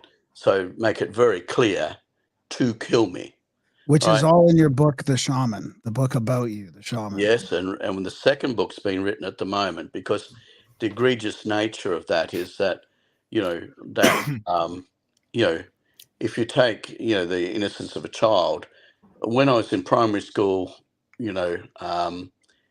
and probably in you growing up is, in our Christian Judaic society where there is morals and there's a set of guidelines for spiritual development, yeah, that are, tested by time itself. And, you think that you're in a society that's, that, if you work hard and you within, and this is where the plasmoids come in. Plasmoids run, to my reckoning, the saddest thing I can say at the conference and now, and it's something that I keep to myself, but it is a great, grief for me and a great sadness, is that, plasmoids are the homeostatic mechanisms for the universe. That is, their job is to keep the size of the moon, the distance between the sun and the moon, the distance between the earth and the moon, the same, right? And the moon is the timekeeper, right? Because it has to move its diameter every hour. Otherwise, the progression of time changes, yeah? And we're in trouble, right? Because, time is the mold in which matter is formed. If you do not have uniform time throughout the universe, you have no universe, and there is no stable matter, and we cannot exist. Right. So taking the model again and the download of that with the 864, which is the sun's diameter, I went over that thing. 3456 minus 864 is 2592, which is the melting point of protein, which is falsely called hydrogen. But my thing is that if our society doesn't even know the name of the element that forms the sun, how far have we fallen? You know what I mean? We don't have that information. Well, we've just, we've built a shoddy house, or we've built a good house on shoddy foundations, right? Like, it looks really complex. We've got computers, we've got all this amazing technology, but we don't seem to understand the basics of how the planets are moving, how that corresponds with time, and how all these systems aren't arbitrary, how they've been built on a unified theory, like you say, right? Yeah, we couldn't find the unified theory. And, as I said, the big realization to me is that, if you look at maps, they have arc seconds, right? The Pires-Rees map. And if you take that original document, what's going to be a big shock to people is who interpreted that language. Well, that document in 1885 was sent to a language professor in India, and he said, "This language, I don't understand. It's ancient Sanskrit. The Indus Valley language, we still can't interpret that. Why? Is that the Because Brahmi script? Yeah, because we're so brain dead, stupid lab rats, right? That we've been fed all this absolute, untruths, absolute bullshit. So we're fed this bullshit all our lives. Right, even the English brainwashed. language, right, is like, it's flawed. You can't actually explain things yes, properly okay. in English compared to Sanskrit or Greek or even German. Is still based on those principles a little bit, where you have, like, the 3 genders, for your words, which is present in Greek, I believe, like in ancient Greek and in And in Sanskrit, I think, like, they've always got the genders, and you can see the slow bastardization of language to the point that we got to this English language where it's like you said, the Tower of Babel. You know, we're all saying these words that mean all different things and don't fit together, and no one knows what anyone else is talking about. You can't seem to explain anything. Yeah, and that's why with the plasmoids, with the universal knowledge, we actually lost the ability to access that knowledge. And it's not taught in university. When Moray King saw my notes, he said, Malcolm, I can tell this is your work because you can't ring anyone up and ask them these questions because they don't know the answers. And you can't find a book in the library that gives you these answers. So just from a high level standpoint, did the Terrence show on Jerry, did that resonate with you? Does it sort of fit with your model, do you think? I mean, that's the sense absolutely. I got. And I think that the thing was what he was looking for was my model. Yeah, that's what I was See thinking. what I mean? Yeah. He's earnestly searching. Anyone that earnestly searches for the truth will come on these truths, yeah? And that's but what you've got to realize is that all this. Yeah, but this is the problem. How can our society is on the brink of collapse because we lost 80% of our language? And what do I mean by that? In the Bible, in Genesis, and this goes back to that Sanskrit text, which I should fill in now. The Sanskrit text was the guy that, when the Indian professor said, oh, the only people that still have a remnant of this language are the Tibetan priests who use this language to describe sound. Wow. Right? So therefore, he gave that to a guy who then separated into 5 books and hopped on a ship, right? Had 5 heart attacks. That is, he was attacked 5 times on that trip to destroy him so that knowledge would not go. That knowledge was used by Nikola Tesla for all his technology. Oppenheimer wrote 2 books on ancient Sanskrit language, which are now above top secret, because some brain dead, stupid guy who was the dumbest guy in our class, who was now running military intelligence, was an oxymoron, right, is saying, oh, we have to destroy all that stuff because, God forbid, that humans should be empowered by that. God forbid, humans should be powered by direct matter to energy devices, right? That's our inheritance. It's our universal right, right? And, basically what we have to accept is that over periods of thousands of years, I mean, we had more knowledge. Solomon, wisest man, on the planet, had the Ark of the Covenant. Now, going back to that pyramid, the dimensions of the Ark of the Covenant is 2.5 cubits by 1.5 by 1.5.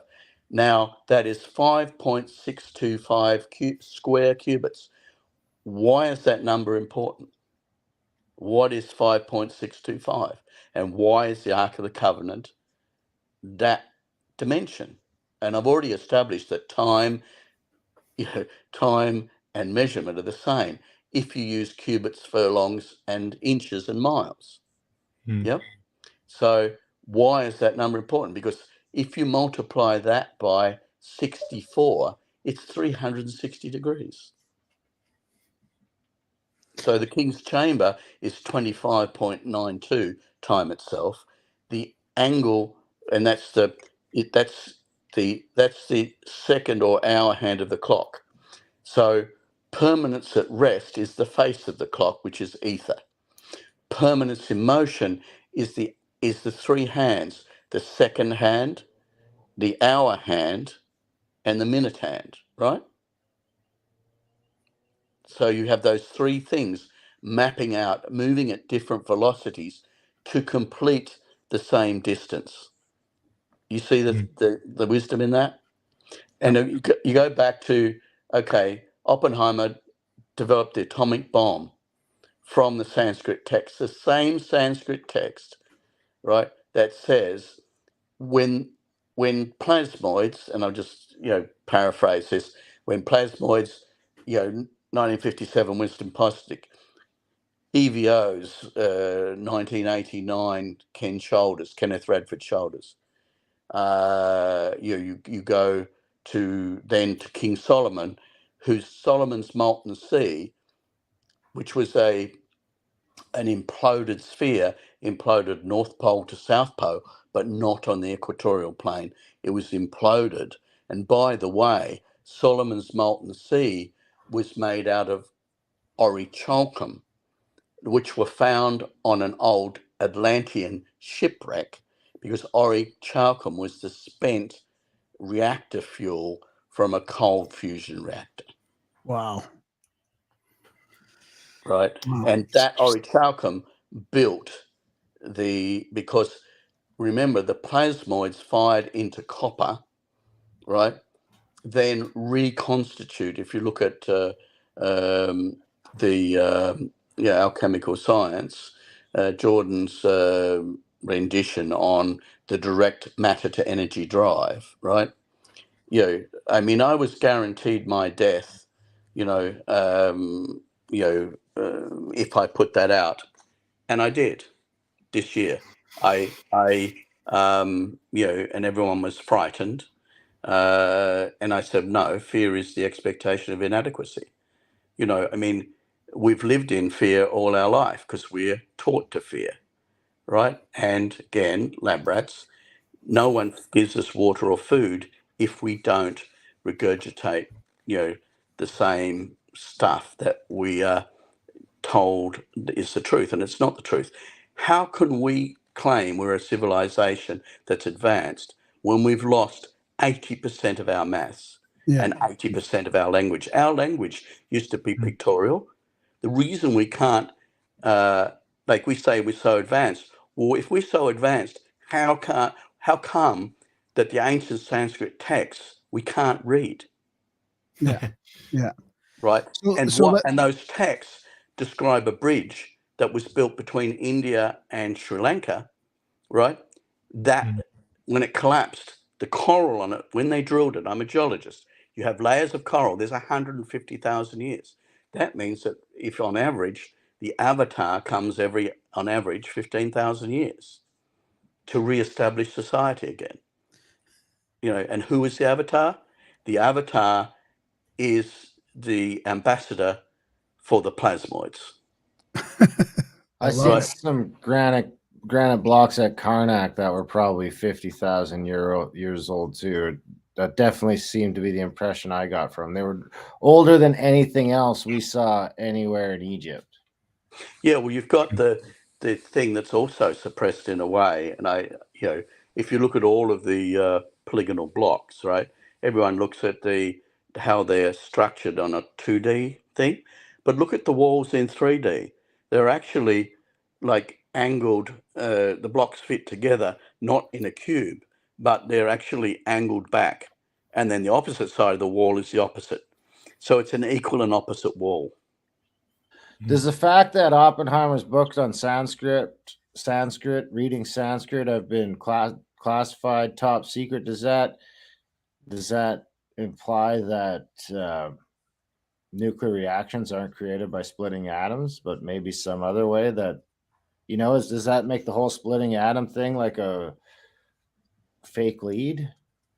Well, yeah, it's all fake leads, and it's based on, I'll go back to the fact, if the language we're using is only 20%, and I'll fill this out because maybe no one else in the world knows this, and this is my cross to bear, is that because as I go through this conversation, I'm exposing how ugly I am. Right? I'm the ugliest man on the planet, right? Because I, as I said, my eyes are too wide apart, my ears are too small, my forehead's too big, my hairline's, non-existent, so the point is that it's the paradox. When you have everything, you have nothing, right? So our language, let's teach everyone. We lost the pictorial side of our language. Like, for example, in Chinese, the iconography, the picture, the language picture, the letter for the flood is a picture of Noah's Ark, right? So there was, and you look at, say, for example, the care that's taken in Japan just drawing letters, right, to get perfection, like the samurai, like Tom Cruise, the samurai, that calligraphy was valued. And even though it took you longer to write that, it didn't matter the time it took. It's that you didn't want to lose that knowledge. Now, every letter had a corresponding that everyone knew in the Greek times, like Pythagoras. Do you know what Pythagoras, that wasn't his name. Why did he call himself Pythagoras? I don't know. I've read this, but I actually can't remember. Okay, because in the Greek, every letter has a corresponding number. So he made up his name to equal 864. Actually, I hadn't heard that one. So he retained time, right, and distance, right, and then the right triangle being the one that unlocks the secrets of the universe, is your 3, 4, 5 triangle, right? And now 3, 4, 5, 6 is the sun square, right? Pythagoras undoubtedly knew. Correct. Yeah. Now take this. So therefore, if you go to the Bible, which is the foundation of our, and bringing forth the knowledge of the plasmoids, because the plasmoids are the Shamir, right? Solomon's molten sea was a Shamir generator, right? That charged up the Ark of the Covenant. We lost the truth that the Ark of the Covenant fits exactly into the pyramid. Why? Because it's an atomic battery, right? So now the other truth we lost was that that's why no one could touch it then. It's atomic battery. It's basically, if you look at the shittim wood there, the acacia, it's a crenulated grain, right? That is that it goes. But why is that? Because there's no straight lines in the universe. Every line is a curve. Every curve is either imploding and reversing time, or exploding and accelerating time. That's all there is.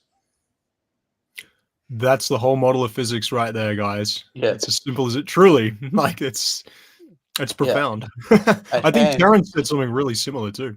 Yes, he did. And if you put a ball bearing, or even if you have a crenulated, you just have a straight line going, say you made a racing track, like the little, car racing track, and you put a little car, on the straight line, or a ball, right? And then you have a crenulated track that's longer distance.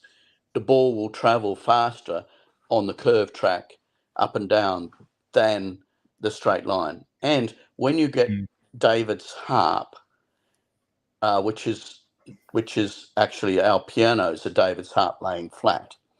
The reason David's harp was important, because when you have all the true frequencies that are based on matter, then you put those strings together on the lengths.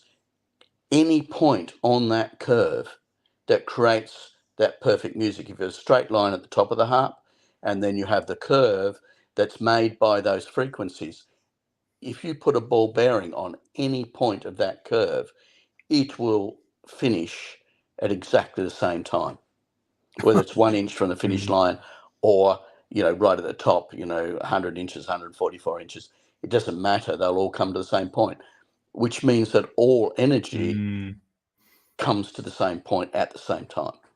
And it has to, because it's a 0 point. Now, the blast and the shameful thing, as I'm going to tell you, is that Nikola Tesla, in his biography, said that when he looked at Genesis, he figured out the secret of the universe, which is, you remember, he talks about, is all about frequency, yeah?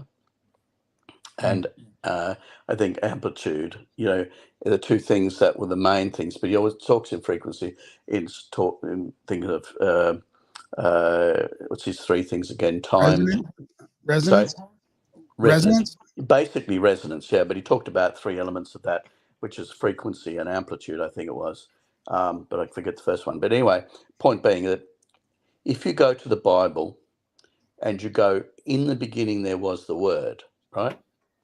Well, if you take the Hebrew language, which retains the secrets of the Sanskrit language, and by the way, at Petra, if you go to Petra and Aaron's tombs at Petra, and all the all the Christian, Jewish, and Muslim temples used to point to Petra. Why? Because in Petra it had Hindu temples, and it had what is not known, but you now do know, because I'm about to tell you. If you grab a horse and a fair amount of water, you can go through those through that the ravine into Petra, and you go around the back, and there's a mountain there that has Aaron's tomb on it, but it also has the first temple.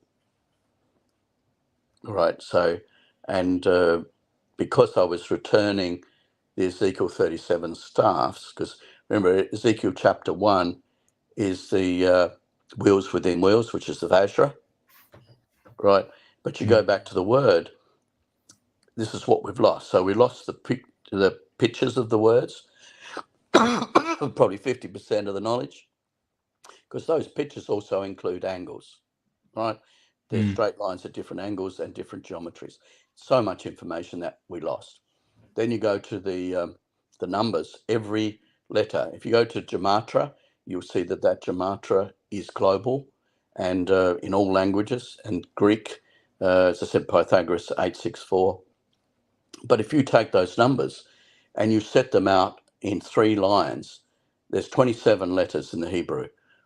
1 to 9, 10 to 90, 100 to 900, and you read across the line, it's 111, which is hydrogen, 10 point, and to proton, electron.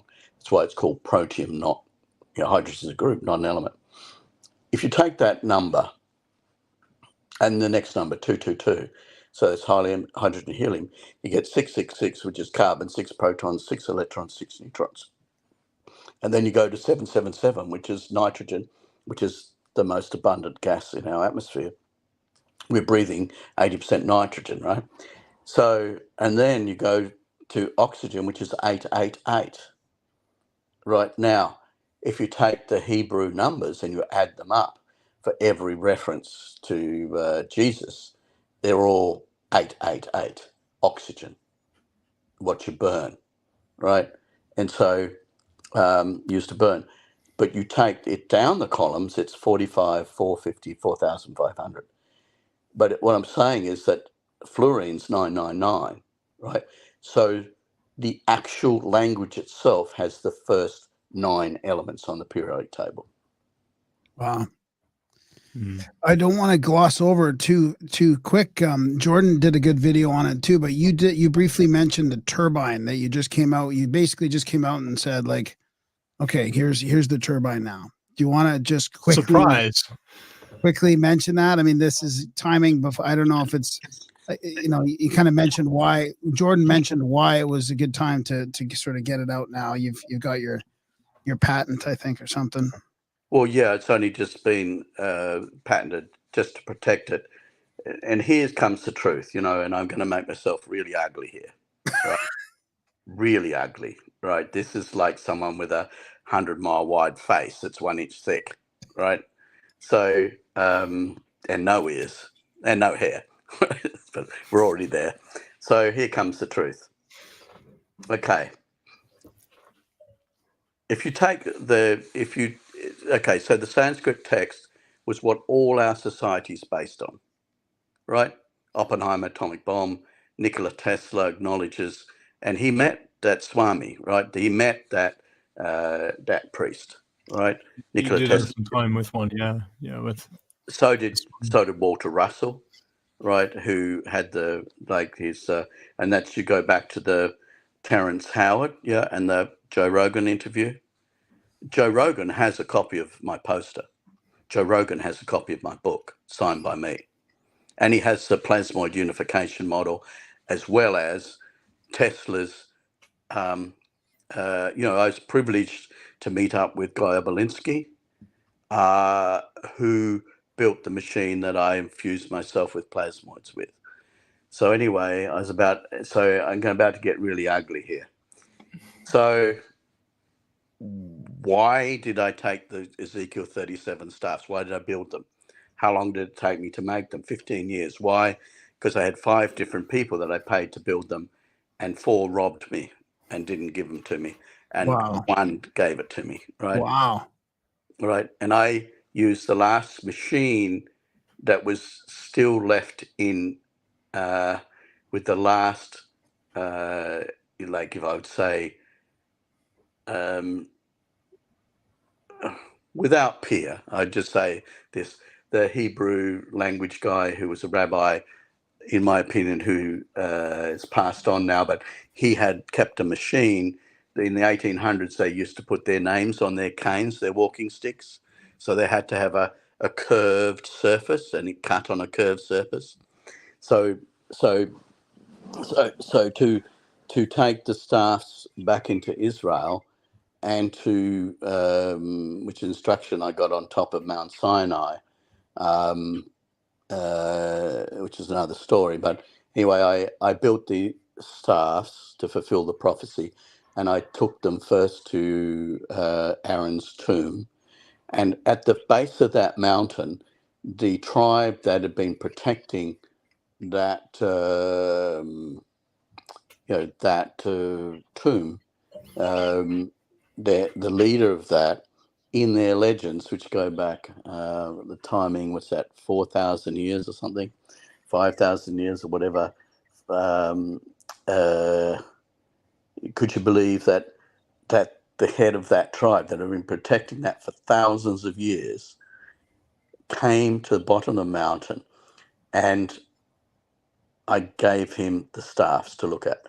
He recognized, because what I did, I got it written in the original Hebrew language, and I sought the timbers that the trees were alive when those words were spoken. Wow. From the one tree.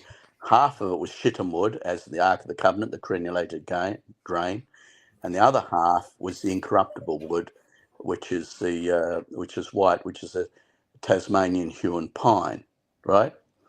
The legend that I alluded to earlier was that at the dawning of the age of Aquarius, the prophet from the great Southland would emerge with the Vajra and would bring forth the Vajra was the most powerful weapon to defeat the lying demons that are trying to destroy the planet.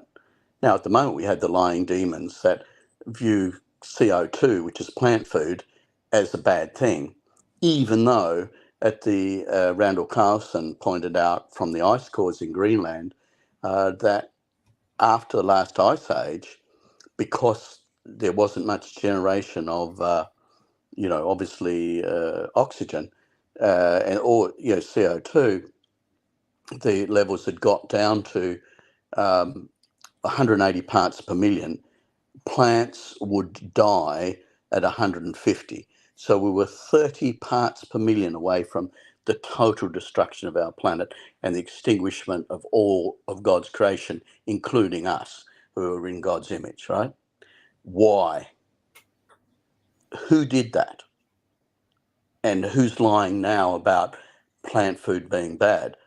I note that, when I was at university some 40 years ago, that 45 years ago, that NASA was saying how fantastic it was because the CO2 levels had gone up. Yeah. That therefore the plants only had to breathe half as much to get the same amount of carbon. And so therefore they became drought resistant. That's why the dinosaurs were so big and the plants were so big. Because what everyone hasn't realized is if you have levels of CO2, like when you go to a picture theatre, like we're going to have the Cosmic Summit, there'll be 500 people there, right? That auditorium's going to have a CO2 level of around 1,500 to 2,000 parts per million. Back at the end of the last ice age, it's only 12,000 years ago, the whole planet was about to extinct. Everyone and everything that we living. Biological life, which I'd say, obviously the plasmoids and plasma is sentient and it is non-biological life, but it's still carbon-based because the Collin cloud, the plasmoids develop synthesized carbon directly so that it's a carbon cloud, right? Why? Because carbon has a cubical structure. They love living in a cubical structure because it's a transmitter and a receiver of energy, frequency, and it normalizes time. Wow. Are those the clouds that Robert Temple's talking about? Absolutely. Wow. And they're sentient. That is Akashic record. Those clouds and the plasmoids is what I just say this is by being prepared to lose my life to gain the information our society needed, right? Yeah. So, and that was my conscious decision. Now, isn't it interesting for every force there's an equal and opposite force? So after having made that conscious decision and become really ugly, and becoming uglier by the minute, the more I talk, is that these truths are now, things you can't say. Can't tell the truth anymore. No. Right? Because it's against the law. Because entities do not want the truth to come out. Because when you realize we've lost 80% of our language and 80% of our mass, who did that over such a time period? And so therefore, coming back to the staffs that I took into Aaron's tomb and into Israel, I took them to the first temple at Petra. I also took them to the first temple that identified to, I told the Israeli government 25 years ago, the mound at Tel Arad was actually David's first temple, because the Solomon's temple was built on the threshing floor in Israel, but the temple did exist before that, and basically, John the Baptist and Jesus came from that valley, which is behind Beersheba. And it's no coincidence that my grandfather was in the light horse charge of Beersheba, which changed the course of history. The light horse also liberated Jerusalem, and they were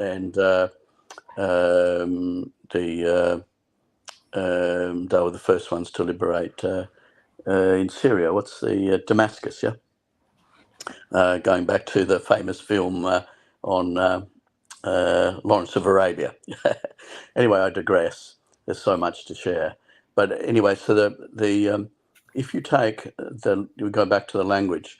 If we've lost, we lost the numbers. Now, if you go to the computer, you can go to the gematria and you can put in a sentence or you can put in a name, and it will give you the Hebrew number letter for that, and also the English, and I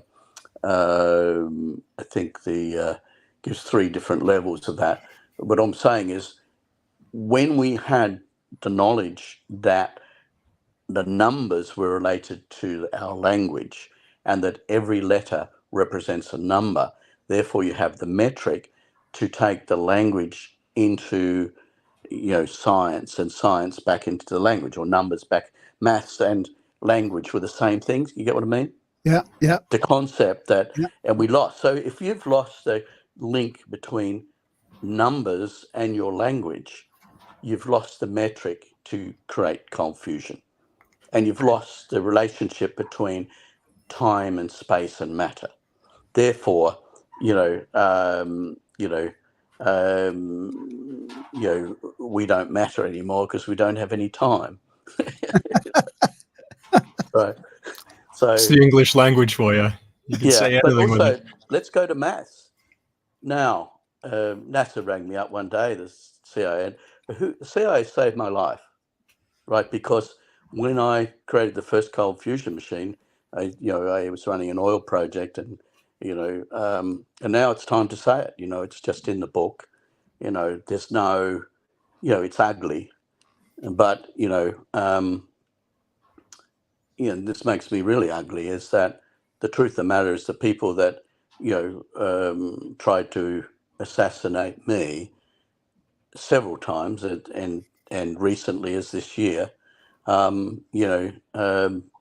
is the same people that are running these agendas. So, and it's just Resident Evil. Going back to the Vajra, which is basically, if time is left and right spirals, right? If you spin clockwise and imploding. So I'll go back to it's in the Sanskrit in the Bible, in all texts, it's that this ancient knowledge has to come back. But because the plasmoids themselves have two criteria, because they're like a thermostat. So what does a thermostat do? It measures the temperature, yeah? Right, and keeps the room at the same temperature, keeps the moon at the same diameter, keeps the earth at the same diameter. If it needs to expand or contract to change to keep the time right, it does, because our body is a homeostatic system. That is, we have parameters that we need to keep. We need to keep our body temperature at the right level. We have to keep our blood pressure at the right level. We have to keep our heart rate at the right level. There's a lot of things going on that need to have intelligent control. Yeah. Harmony. Yeah. It has to be. And, you can go, the heart is actually a spiral, an imploding spiral muscle, a sheath, and then an imploding spiral muscle. So I developed the plasmoid unification model, and my Thunderstorm Generator was the simplest truth I could build. That is, if you have imploding things into a vacuum, the bringing imploded water bubbles into in equal and opposite direction to the flow of the exhaust gas, then you can, by having equal and opposite forces, you create 0 point, which time and space can't occur, right? Because when you have, and the Vajra is actually a female turbine interlinked with a male turbine. One's spinning to the left and one's spinning to the right. One's clockwise and one's anti-clockwise. So the clockwise force is the natural force of nature, which is imploding and female. It's creative. And the opposite to that is, death and destruction, which is exploding. So if you take exhaust gases that are exploding from an explosion, which gives the simple truth, is that if we were a civilized society, which we are not, we are barbaric and bestial, and we're getting more bestial every day because we lose every day more truth. We lose parts of our maths, we lose parts of our language, and we are not advancing as a sentient. We are becoming out of phase with the universe we're living in through ignorance and stupidity, right? And the fact that we have denied our past. And if you deny your past and assume that all humans for the last 2 million years have been brain dead stupid, yet they have the same brains we have, that's a sort of a level of arrogance and hubris, which will end in the destruction of our planet and our society. Because if you don't respect the foundations of what you're built on, then you don't deserve to have those foundations. So, and the only way to go into the future is to the further you go back into your past, the more assured your future is. Yeah. Right. And this is part of the Cosmic Summit thing, is that if we realize that we've been blown to bits by a huge impact that is wiped out, and the only foundations that are left are the polygonal blocks at Bellback, the polygonal blocks, in everywhere in Thailand, in Indonesia, polygonal blocks and stuff in Easter Island or South America, they're only the foundations that are left, right? Because the catastrophic forces that hit us. So therefore it comes back to, how does that information come back into society, right? Because the problem with society is that plasmoids have two finicky things. They love integrity, right? That is, our thoughts match our actions, right? And they love the the integrity and when I'll just get those words because I keep forgetting them myself. Yeah, sorry. Have you still got us there? I still got you on. We still got you on audio, but your video's gone. Where are we here? We're on which platform are we on? StreamYard. Yeah, I on your browser. Yeah. Okay, gotcha. Yeah. So anyway, I just went in intent. Right, intent. Right. Yeah. So basically, these are sort of abstract concepts in a way, but out of 8 billion people, intention or intent. Intent. What is your intent, young man? As the father says to the man that's dating his daughter. and it's a great parable because, are you here to create a family and go forth and multiply, or are you just here for fun? Yeah. Here to do the same thing to the planet? Yep. So I think that the Vajra, which is the combination of male and female forces, equal and opposite combined, therefore the machine itself, the Vajra, fires the Vidyut. The Vidyut is ball lightning, right? Yeah. There it is. Yeah. So who is the avatar, according to the Sanskrit text? And what about the old legend that about the dawning of the age of Aquarius and Dante's poem? And when the Dutch saw Tasmania, they said, surely this is the great southland of the Holy Spirit. And they were referring to the prophecy that someone from Tasmania, Australia, would come and bring the Vajra to release humanity from the servitude. Having, I think as 8 billion people should be really upset that they've been deprived of 80% of the language. They've been deprived of 80% of their maths. And who has done that and why? And why I'm do we thrilled about it? Yeah. And why do we have to accept that?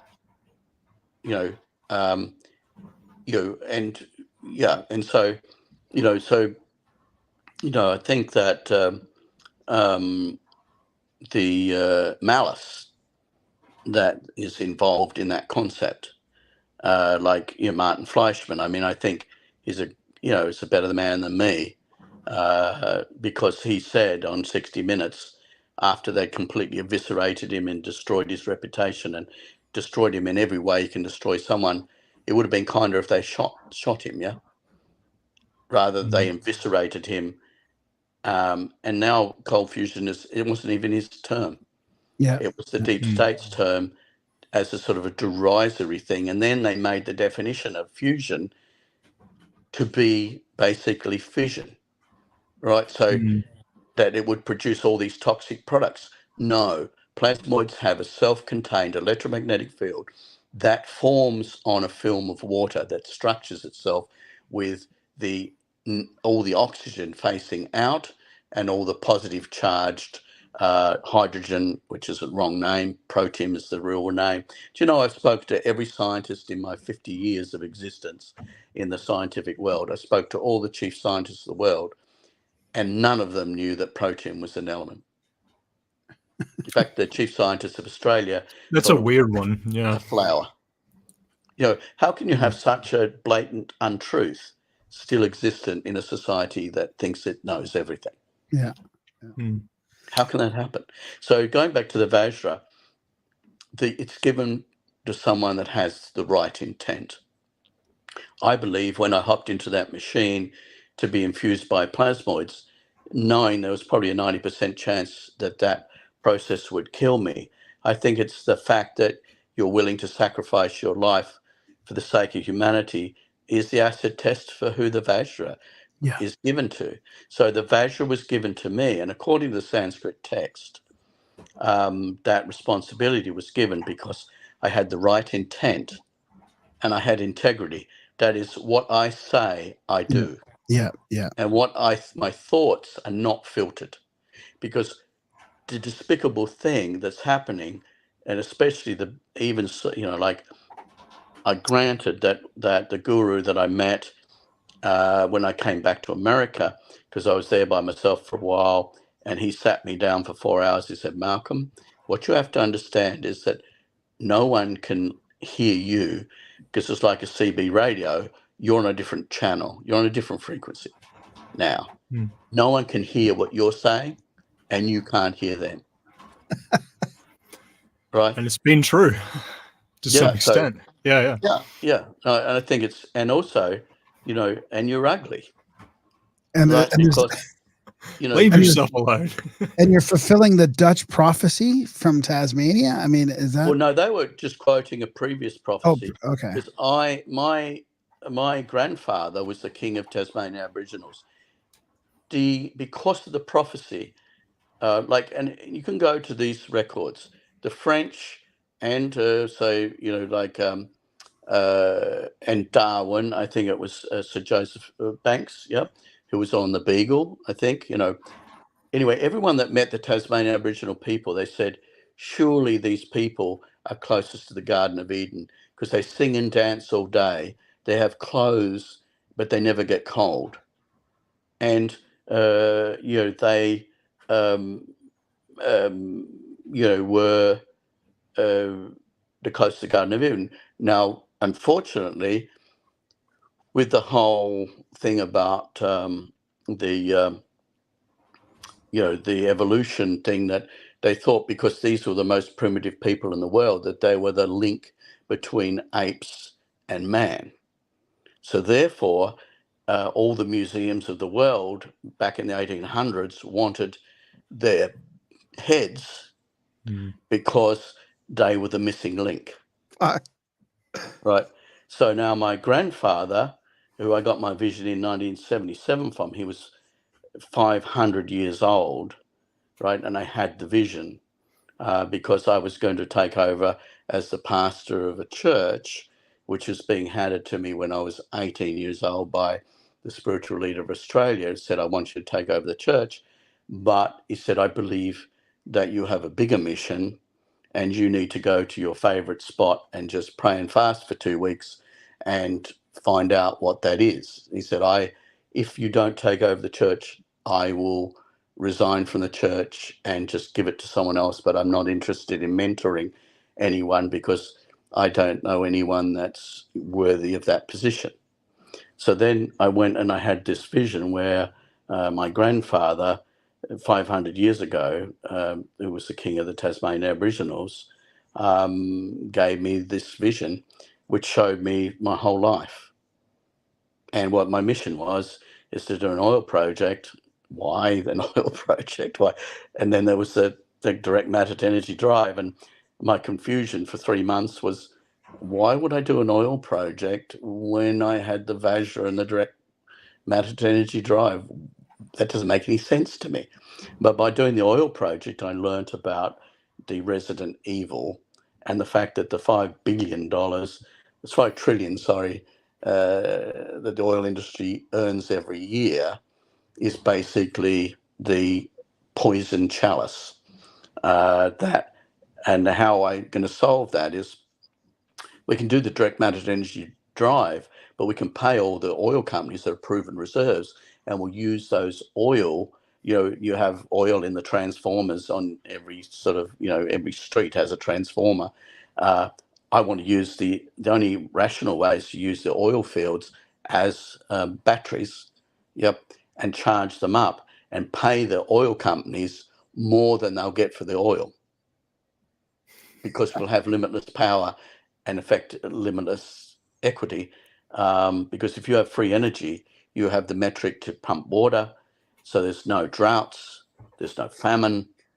You have personally empowers the individual, because your mobile phone can run your car, run your aeroplane. I mean, when people get on an aeroplane, everyone plugs in their mobile phone, and while they're watching their movies, all the mobile phones on the plane are running the plane, because each mobile phone has enough energy for 1,000 generations, forever. But And the you don't loss have of to water. recharge it. It's direct matter energy. It's a copper disk it's firing backwards and forwards plasmoids that are you'd run it at a thing that the frequency that you fire it into, which is simply the energy put it, is the concept of the table tennis ball in the stadium again, is that what you're doing is the energy that you get, like as you increasing in area, you get a release of energy, and so that's the direct matter to energy device. It's a mature thing. And going back to the Vajra, to my knowledge, there's been 10 avatars. The 10th avatar is the last one. That's what the prophecy said, that will bring the Vajra. I delivered when I was 16 years old. I was told to deliver that Vajra that I didn't even know what it was. I didn't even have it then. But I suppose there was two things that happened in the process when I made a decision to infuse myself with plasmoids.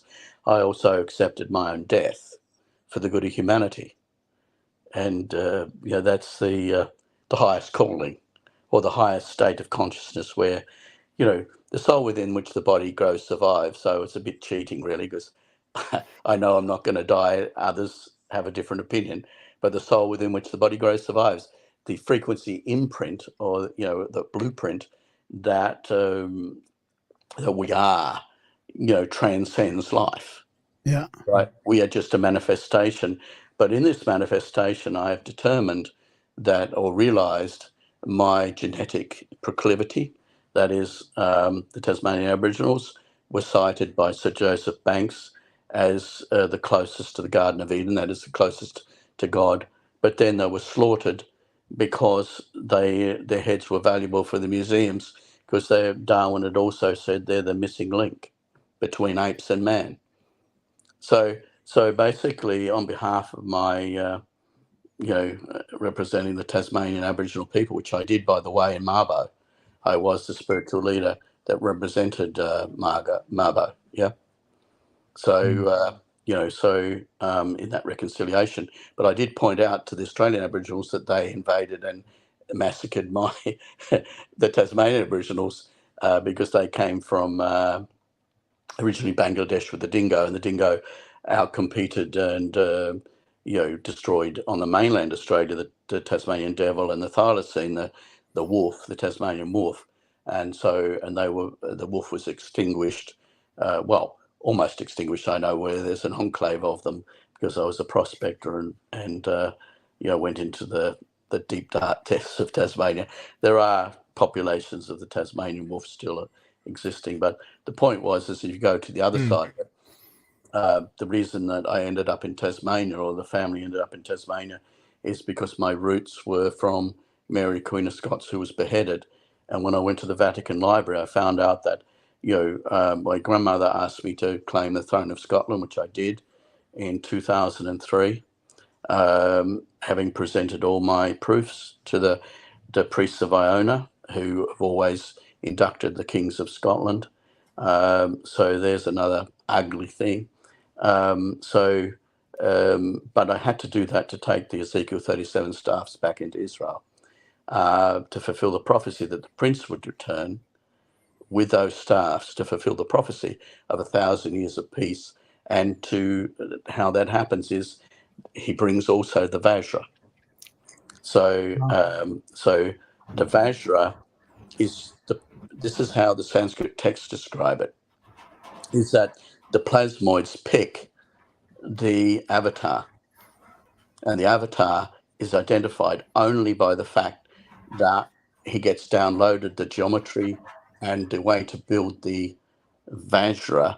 And therefore, when I was 16, on the park bench, someone, a total stranger, told me that on a certain date and time, which was last year, I had to deliver the Vajra back, like this is 50 years ago, to Delhi in India, where it was originally buried, after defeating the previous demons who were previously trying to destroy the planet.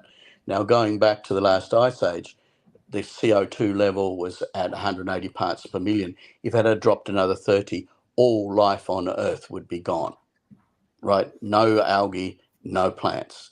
Now we've increased the amount of CO2 from 180 now to over 400. So you see, it could have easily gone the other way. If humans had not been alive, us, have not survived the previous deluge or the previous impact, we would not exist, and humanity and nature would not exist. So therefore, in Australia, I think actually when I first went to Singapore, my first trip out of Australia, there was a spiritual leader of Singapore. He was with his brother, and his brother had a prophetic gifting, and he said, "Oh, you're going to meet the prophet of nature." And he said, "What do you mean, the prophet of nature?" He said, "You're meeting the prophet of nature." And so he picked me up at the airport. He said nothing. And, when I stepped foot on Singapore, I knew that I had to build an underground reservoir for water, because that was why that Singapore was defeated by the Japanese. They simply turned the tap off because all the fresh water for Singapore was coming from the mainland, and that was going to happen again. So when I put my foot on the ground, I got the designs and the exact location of an underground river that was coming from mainland Malaysia that no one knew about. And so then, and I knew a part of the granite that was not fractured that I could use to build the underground reservoir. So he met me. He didn't mention about what his brother had said. He arranged a meeting with the Minister for Defence 2 days later, and he said, "Tell me what you told me about your download, Malcolm." I said, "Oh, well, we have to build an underground reservoir, and there's a river there that will supply, and that's still maybe top secret. But I don't care anymore about what I say, because basically I view myself as, every day is a bonus. I'm the living dead. You know what I mean? So my life is forfeit anyway. So, but just saying that these downloads came to me. We built the underground reservoir with the Singapore government, and they said, "Oh, Malcolm, we really appreciate it, but the flow rates are half of what you said they were going to be." I said, "Oh, sorry, I forgot. There's going to be an earthquake. Oh, by the way, don't build the Lee Kuan Yew Memorial on that reclaimed site, because one side of it's going to be 1 metre higher than the other in a year's time. Don't build anything on that fault line, because I have to move that," speaking on behalf of my plasmoid friends, to increase the flow rate. The earthquake happened, the 1 metre dislocation happened, and the flow rate doubled, and therefore Singapore had its water. So I brought what was needed, Wow. as the shaman, which is the shaman's responsibility. The whole legend of the shaman goes to a village and that has a drought, and to bring what's needed, he goes to confines himself for 3 days in by himself in a room, and 3 days later it starts raining, and they say, "Well, so you brought the rain?" He said, "No, I didn't bring the rain. I simply, when I entered your village, my mind was confused, and I had to, like the hurricane, the center at the eye of the hurricane. You have to be the eye of the hurricane. So for me to affect change in the earth, I have to be the still point at the center." Wow. Right. And being in society is very vexatious for me, because I lose my peace. Yeah. But, and I don't want to be in society. I don't think society is healthy at the moment. And I want to go back to my island, but what my teacher, my Tibetan teacher said, Malcolm, and both teachers, my Tibetan teacher and my Peter Mullins, who was ran the Full Gospel Church, which, by the way, was an offshot of the Four Square Church in the US.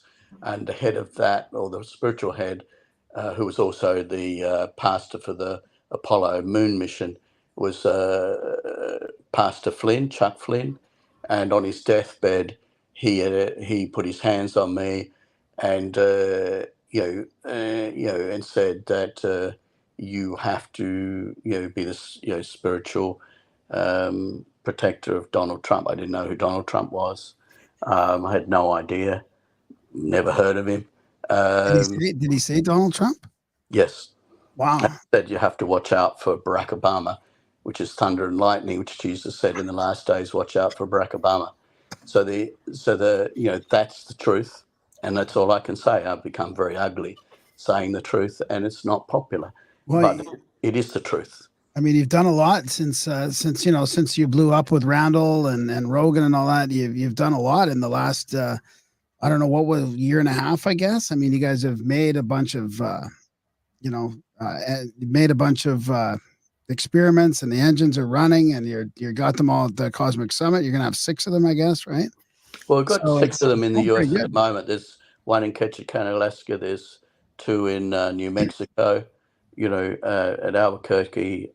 There's one's now going to be presented to the Texas floor of the Texas Senate, God willing, because we just sent over the brand new annealed thing to the guy that's going to do that.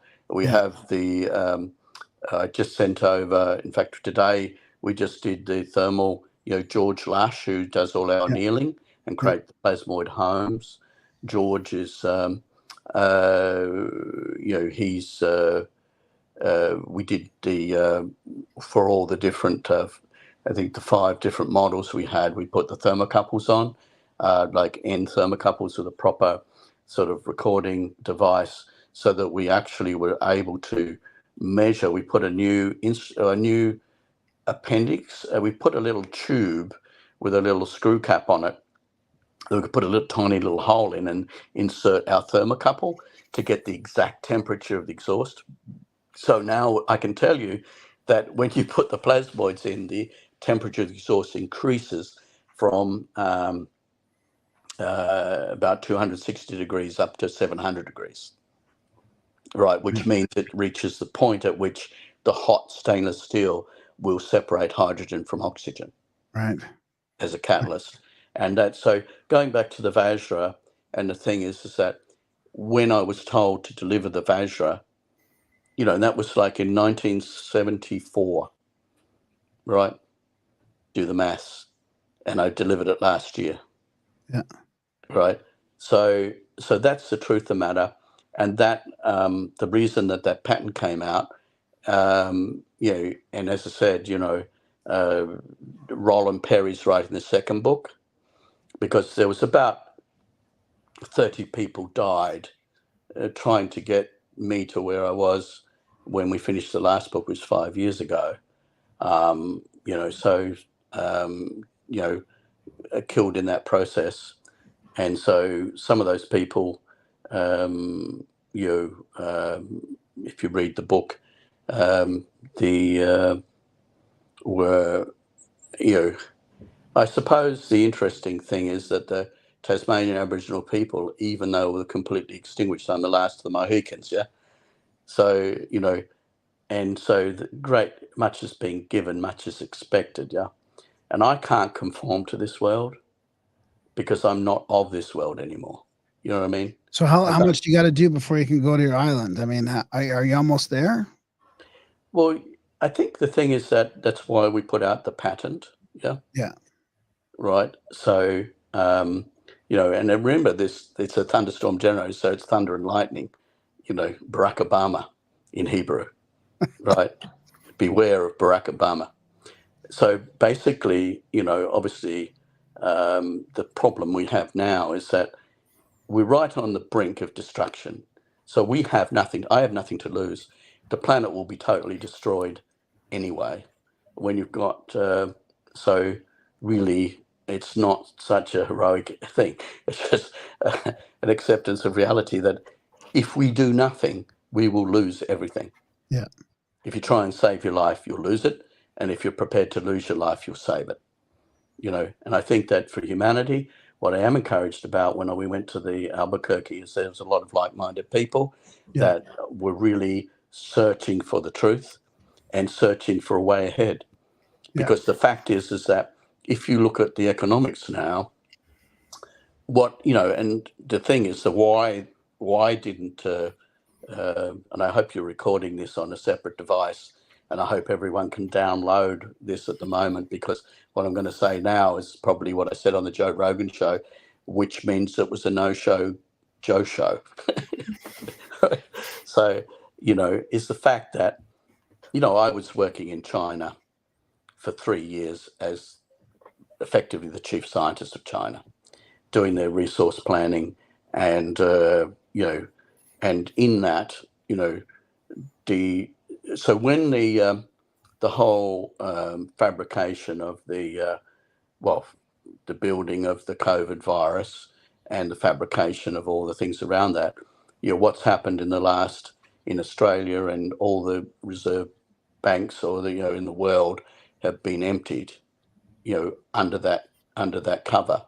So at the moment, literally the Reserve Bank of Australia has no money. It was, all, sold. The reserves were given, and same New Zealand, and the same throughout the whole world, is that, the base of all our currency, or the reserve currencies and the reserves for the banks, has all been stolen, under the cover of darkness. And so basically all these truths, they don't want people to know, because effectively, if you're going to you've already removed 80% of the truth from society. You've removed 80% of the maths, which physics and chemistry are based on.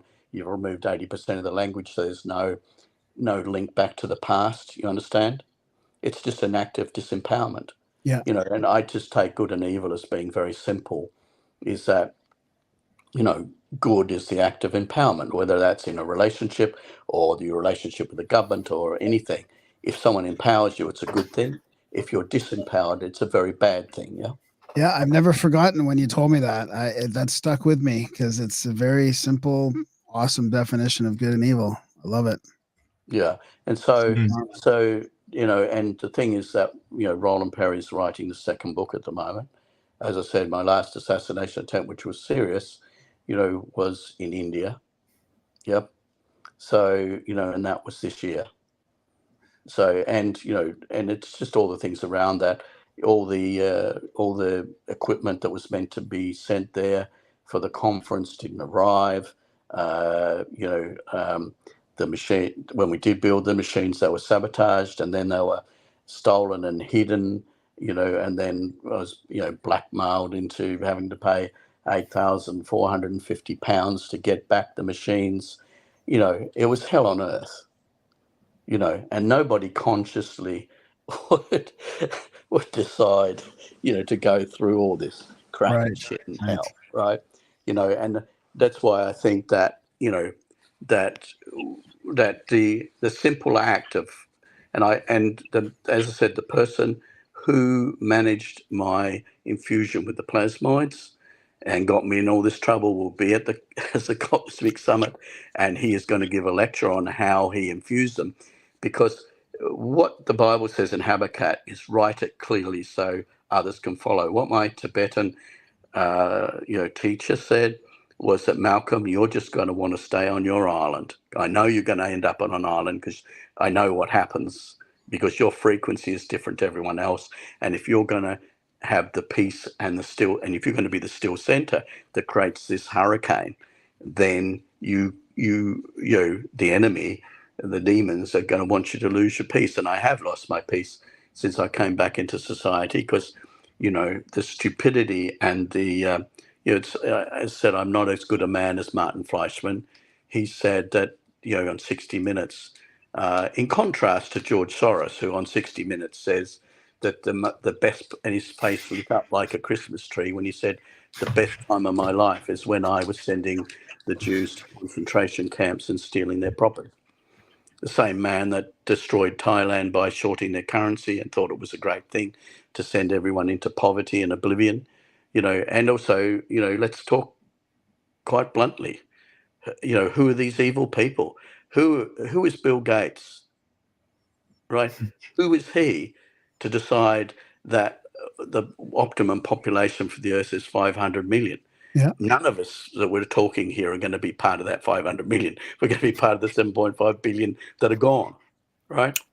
So how do you do that? With a toxic vaccine that's actually a poison that you convince everyone is great. And, you know, you look at the Wuhan lab, well, that was built in 1956, you know, and if you can find it, because it's all been wiped off the internet, but there's 3 books written by Chinese generals, right, about their strategy. They learnt World War III did happen, and it was, you know, China trying to get revenge on Japan by invading them. They had to come through South Korea, which they did. And then obviously they lost that war, and they lamented, their general lamented in 1956 at the opening of the Wuhan lab that we can't beat the UN in conventional warfare. We can't beat the US in nuclear warfare. But what we can do, and this is in 1956, what we can do is create a virus that specifically targets Western men, right, and women, so that the spike protein will turn everyone infertile.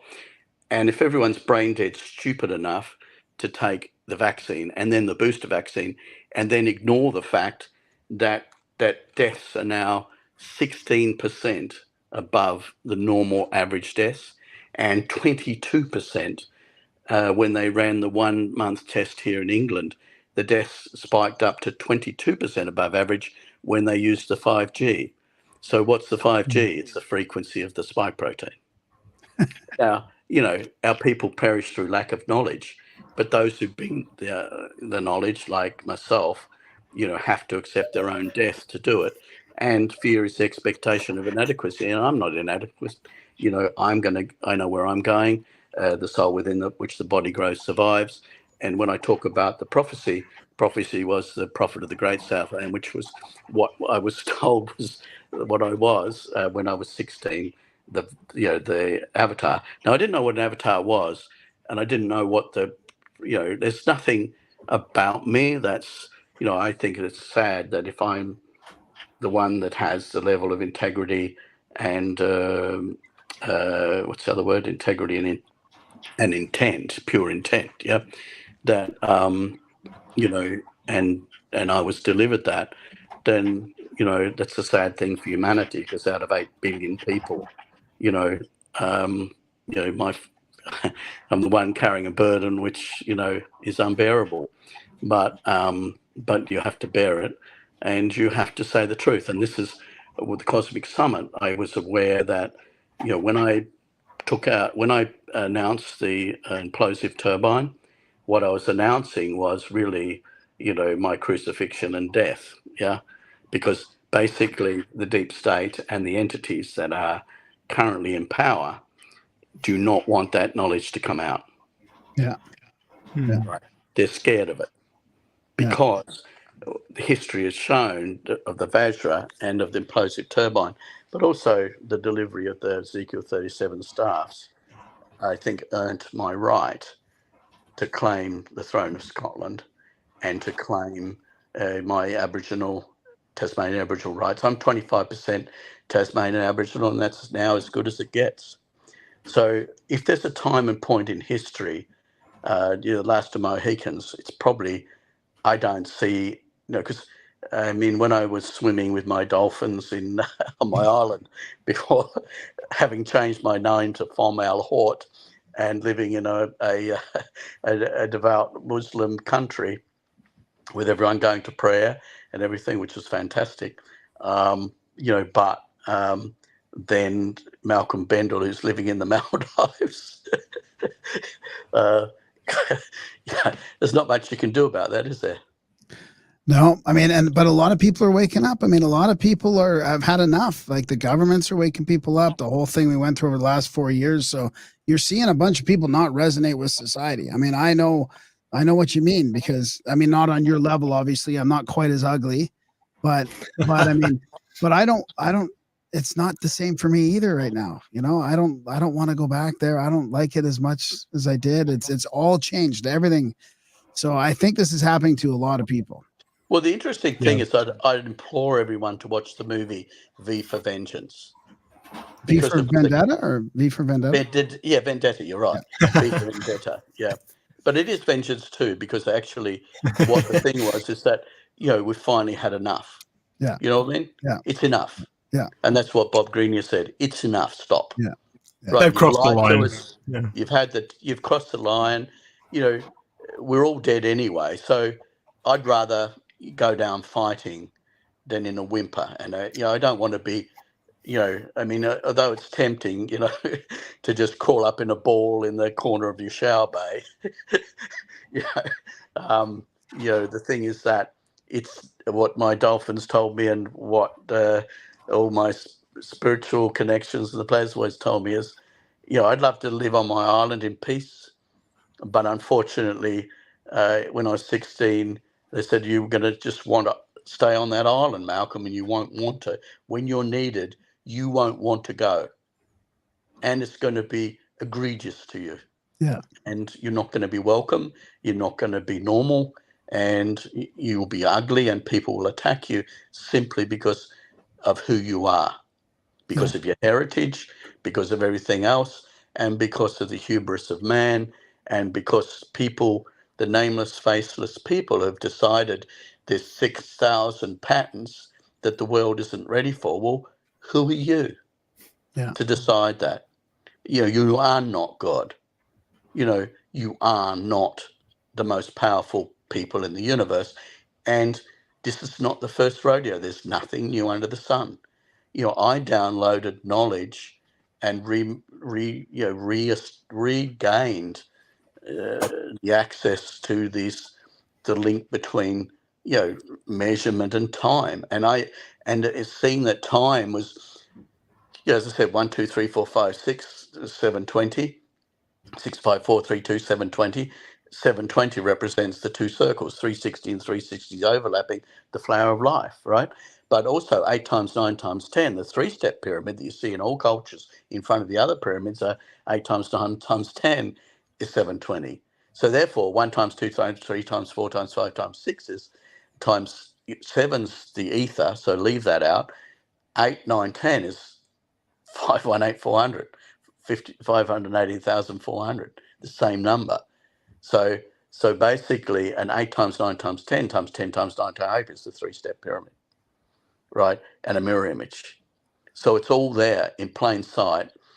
It's hard-won knowledge because, you know, if, you know, I've pushed in and pushed through, and the book is not some heroic story. It's just a tragedy. As Martin Fleischmann said, you know, his life was a wasted opportunity. And what I promised him, I said, what I promised myself, number one, I will not end up like him. You know, somebody that had been completely destroyed and poisoned, by the way. Yeah. Like they poisoned him because and he had a slow and agonizing death, you know, because basically they have neurotoxins that, you know, plausible deniability, you know, they kick in years after you've been poisoned, you know, they kick in. Fortunately, you know, I've been poisoned so many times, they'd probably kill 1 million elephants, yeah. But I have the plasmoids in my bloodstream that to some extent can mitigate that, you know what I mean?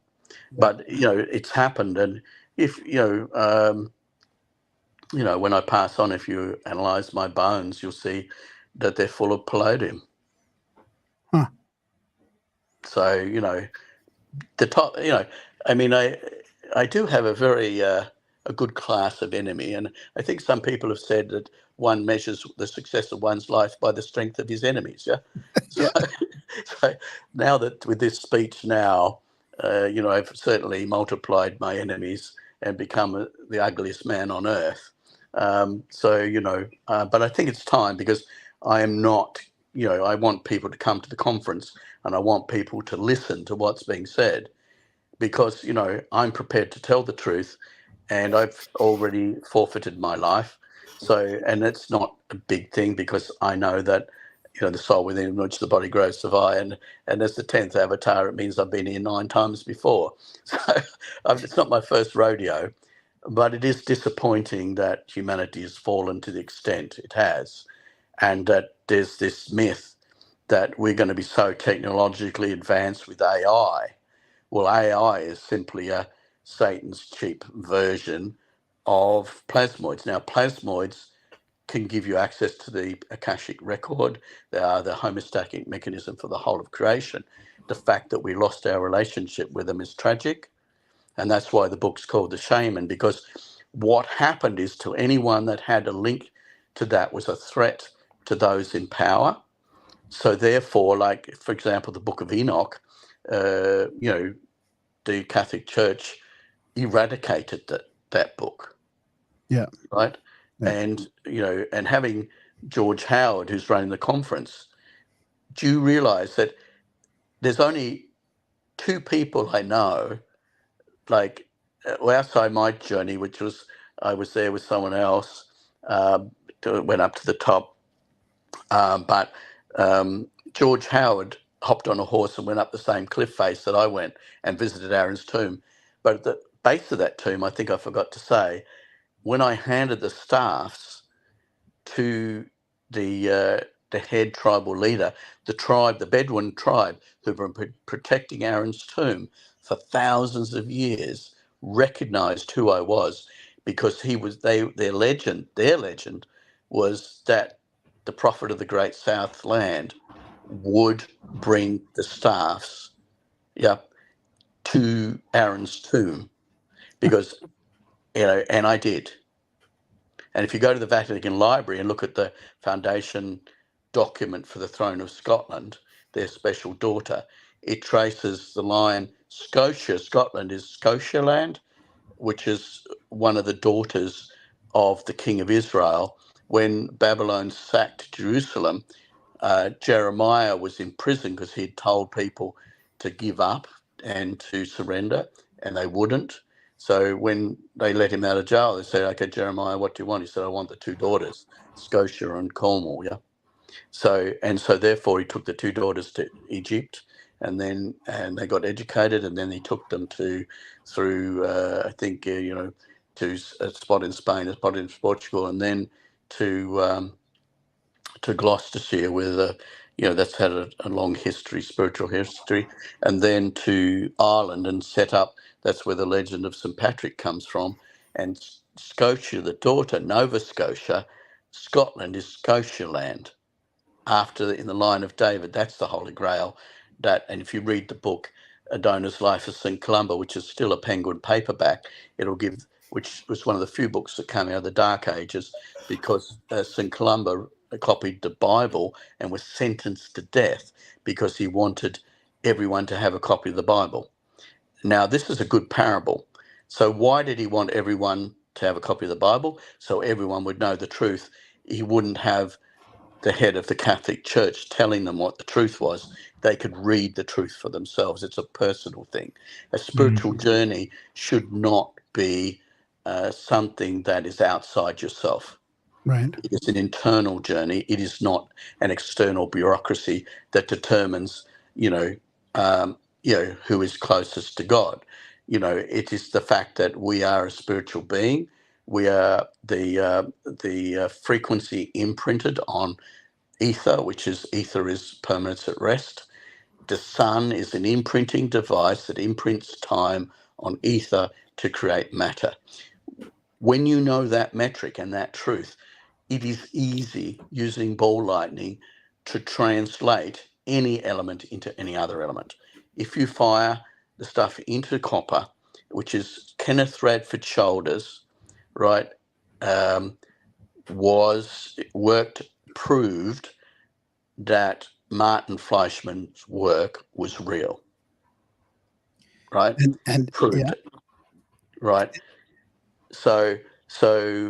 And he developed the same tools, the same plasmoid gun that Stanley Meyer had in his water car, who was assassinated by 2 Shell operatives, yep, who claim to be Belgium, because Shell Oil Company has basically, let's tell the truth. They, tried to steal my lease in Tasmania. They've attempted to destroy me, and they basically, resident evil on the planet.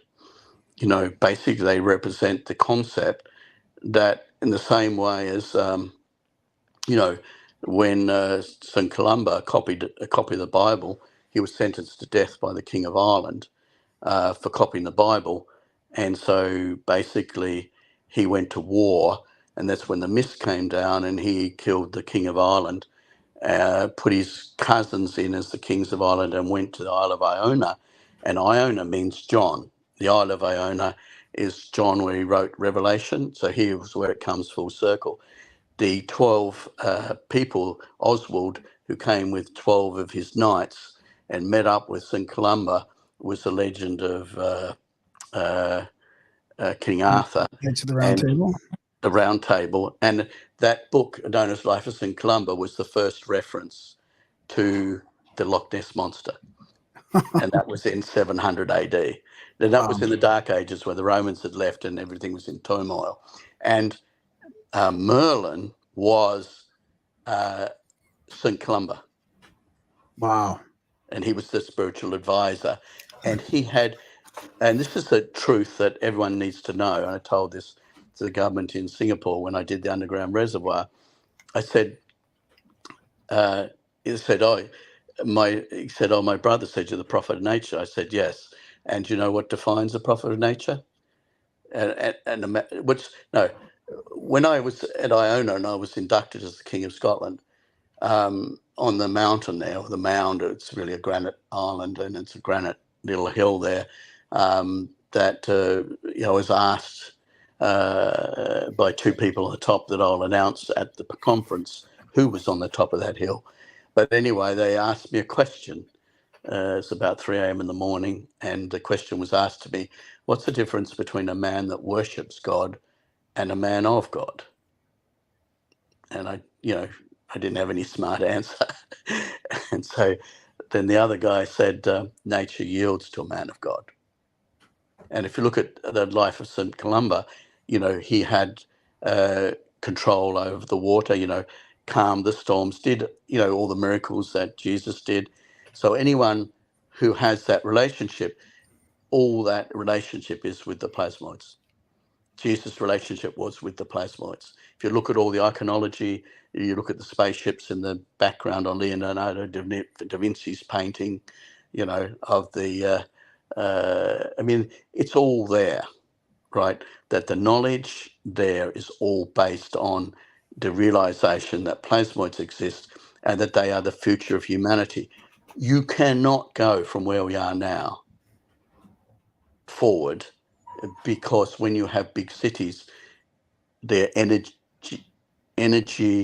they take so much energy to run that if you have, basically, as I said, with the oil industry, what we can do is literally pay more from the oil to use it as a reservoir battery that we can charge up. Because when we have sunspots now, the telluric currents run around the Earth and they charge up the oil fields. The oil fields are the capacitor in the circuit for the Earth. Why we have more climate variations is not because of CO2. It's absolute rubbish. CO2 is plant food. It is not our enemy. We are CO2's enemy, and we are our own worst enemy, right? Because no one's prepared to tell the truth. Yep. So, and if you know the truth, and you know the plasmoids exist, the Vajra exists, as ugly as I am, and as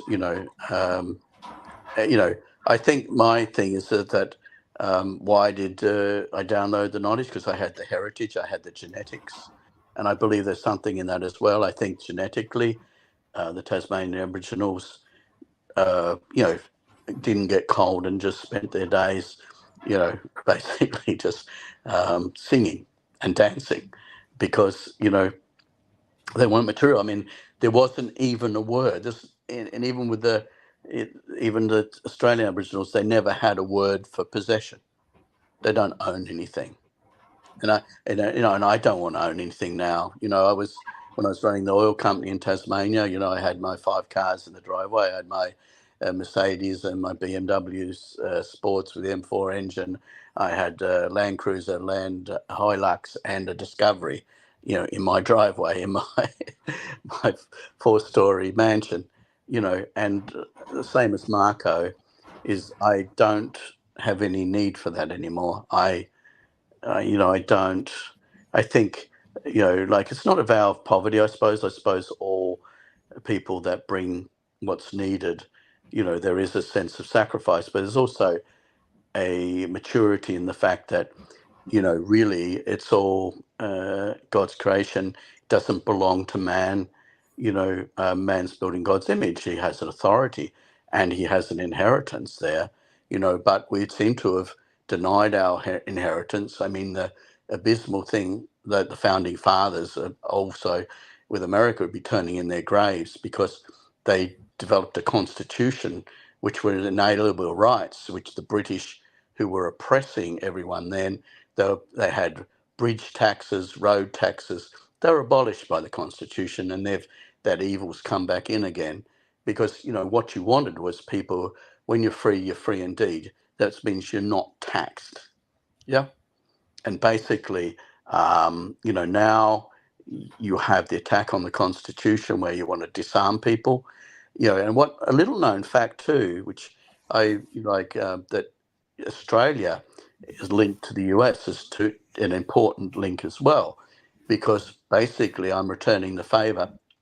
If it was not for the CIA and the US Navy, I would be dead.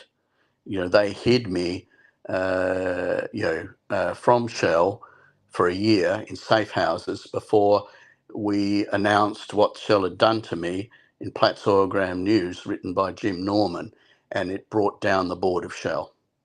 That's the truth. Wow. And that's why, and that the board of Shell was brought down. Why?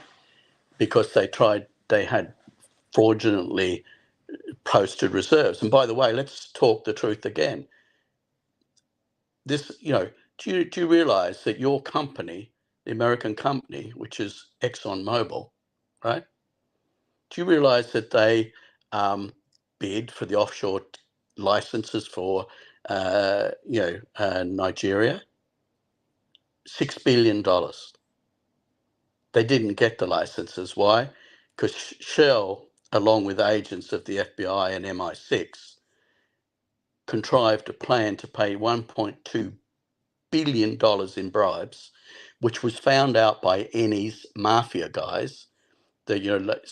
Because Eni is a Italian oil company, yeah, right? So, and they were part of that scam.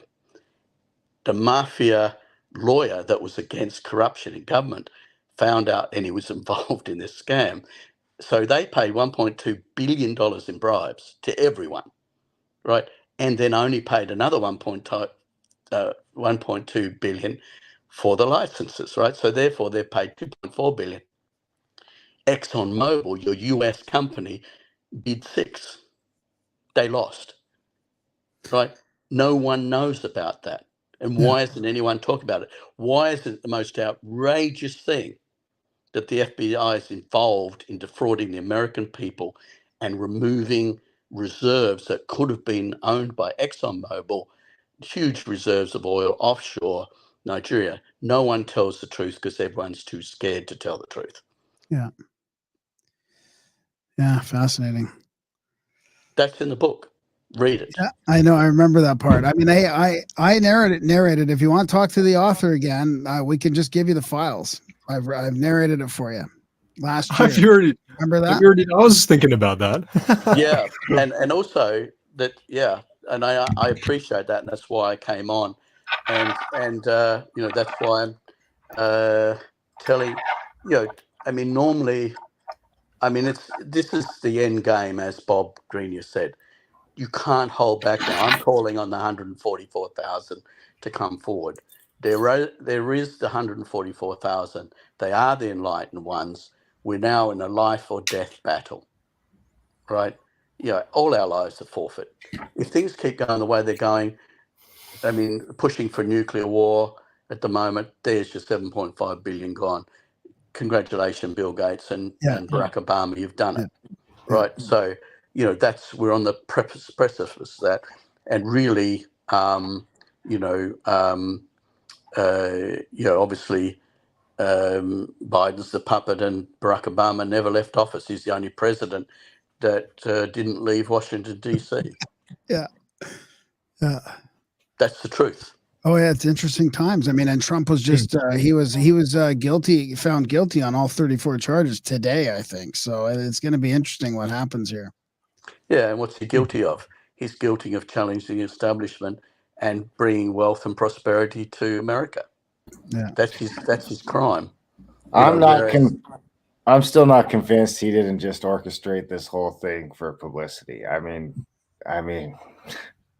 well, I think the thing is that on that point is that, unfortunately, when you have been through the grinder like I have, right, and with my relationships, and just to a reality check to the audience, the U.S. Navy, and it's on the public record, gave me an $11 billion contract for my oil and gas in Tasmania, which $30 million was spent on slandering, defaming me, and also putting contracts on my life, which was found out after and when I say I brought down the Board of Shell, I simply gave the information that enabled the CIA to take down the Board of Shell. Resident evil. And also put the responsibility back to, because they had it organized in such a way that they felt they could do anything, right, with impunity, right, because they had a system where they had an operational board that did what they liked, and they were the fall guys. Yep. But mind you, after that fraud, which was, remember, they had booked was it 3.8 billion barrels of oil they didn't have? Right, it was a fraud, and they lost a huge amount of their market cap. But and I obviously, it wasn't a pleasant experience having to stay in safe houses. But the fact is, if you look at Empire Energy, and speaking about Empire Energy, which is a US company that was illegally shorted by Madoff, because he was making money by delaying approvals for public companies' capital raising and sending the stock price down, and then approving the capital raise once he got his position in there. I mean, this is the rot's been set in for many, many years, yeah? And no one wants to talk about it.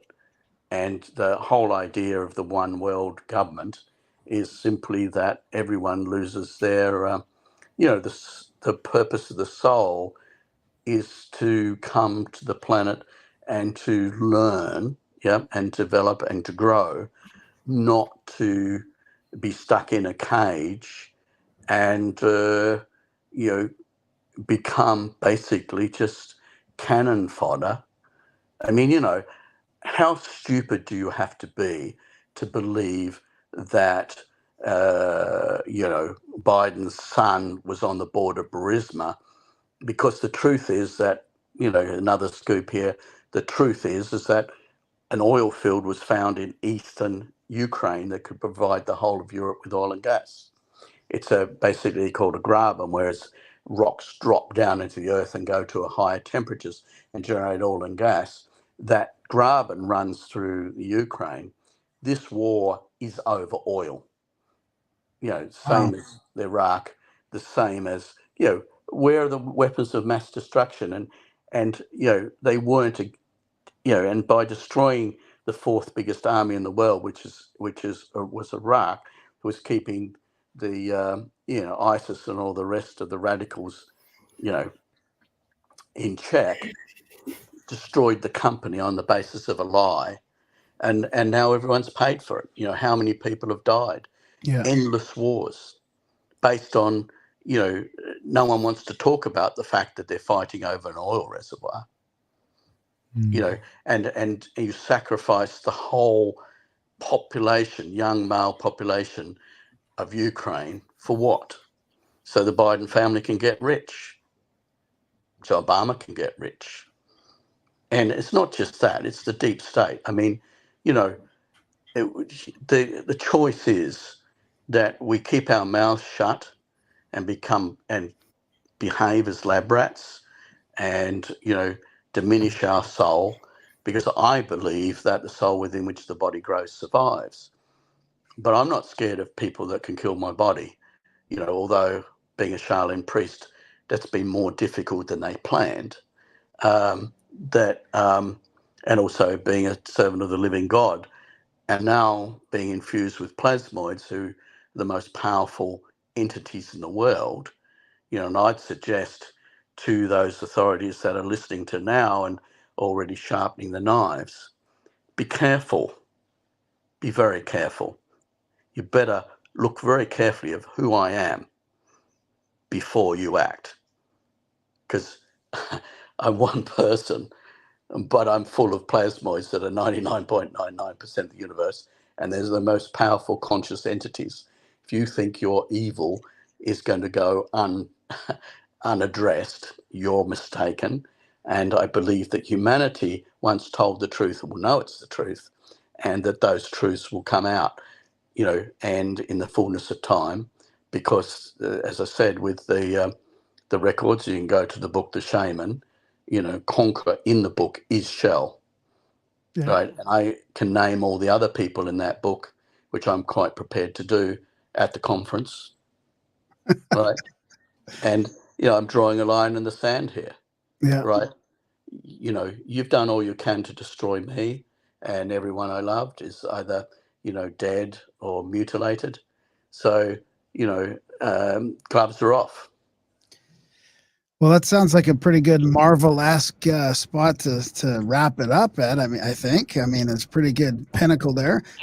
And Jordan, we should mention too that there's a classroom, like, the people don't get to hear like just an hour of you lecturing. There's a that's a good point, because there's a classroom setting too, where like you can get deep into some of this stuff for a bit. Yeah, and I've now extended that to 3 days. Yep. So basically, because I wanted to, and we'll have the engines there and the car, and I'll have the implosive turbine, the Vajra. You're still muted, Jordan. So Jordan will be there to go over things. So basically, and this is the new thing developed. I just had a meeting with George Howe, and I said, look, what I'd prefer to do is let's, while in conjunction for that 3 days, when I'm not needed on the stage or, for a town hall meeting or something, then I will make myself available on the hour, every hour, to present the plasmoid technology and, to the best of my ability, present the implosive turbine, which is the future. Because let's get this right.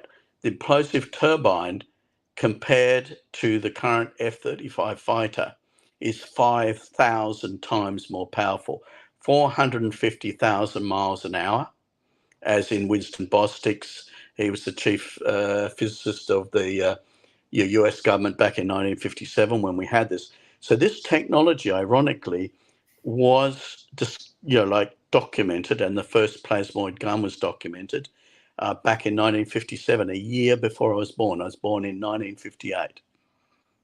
Yep, at 8:30 in the morning on the 9th of December in Launceston, Tasmania, Australia.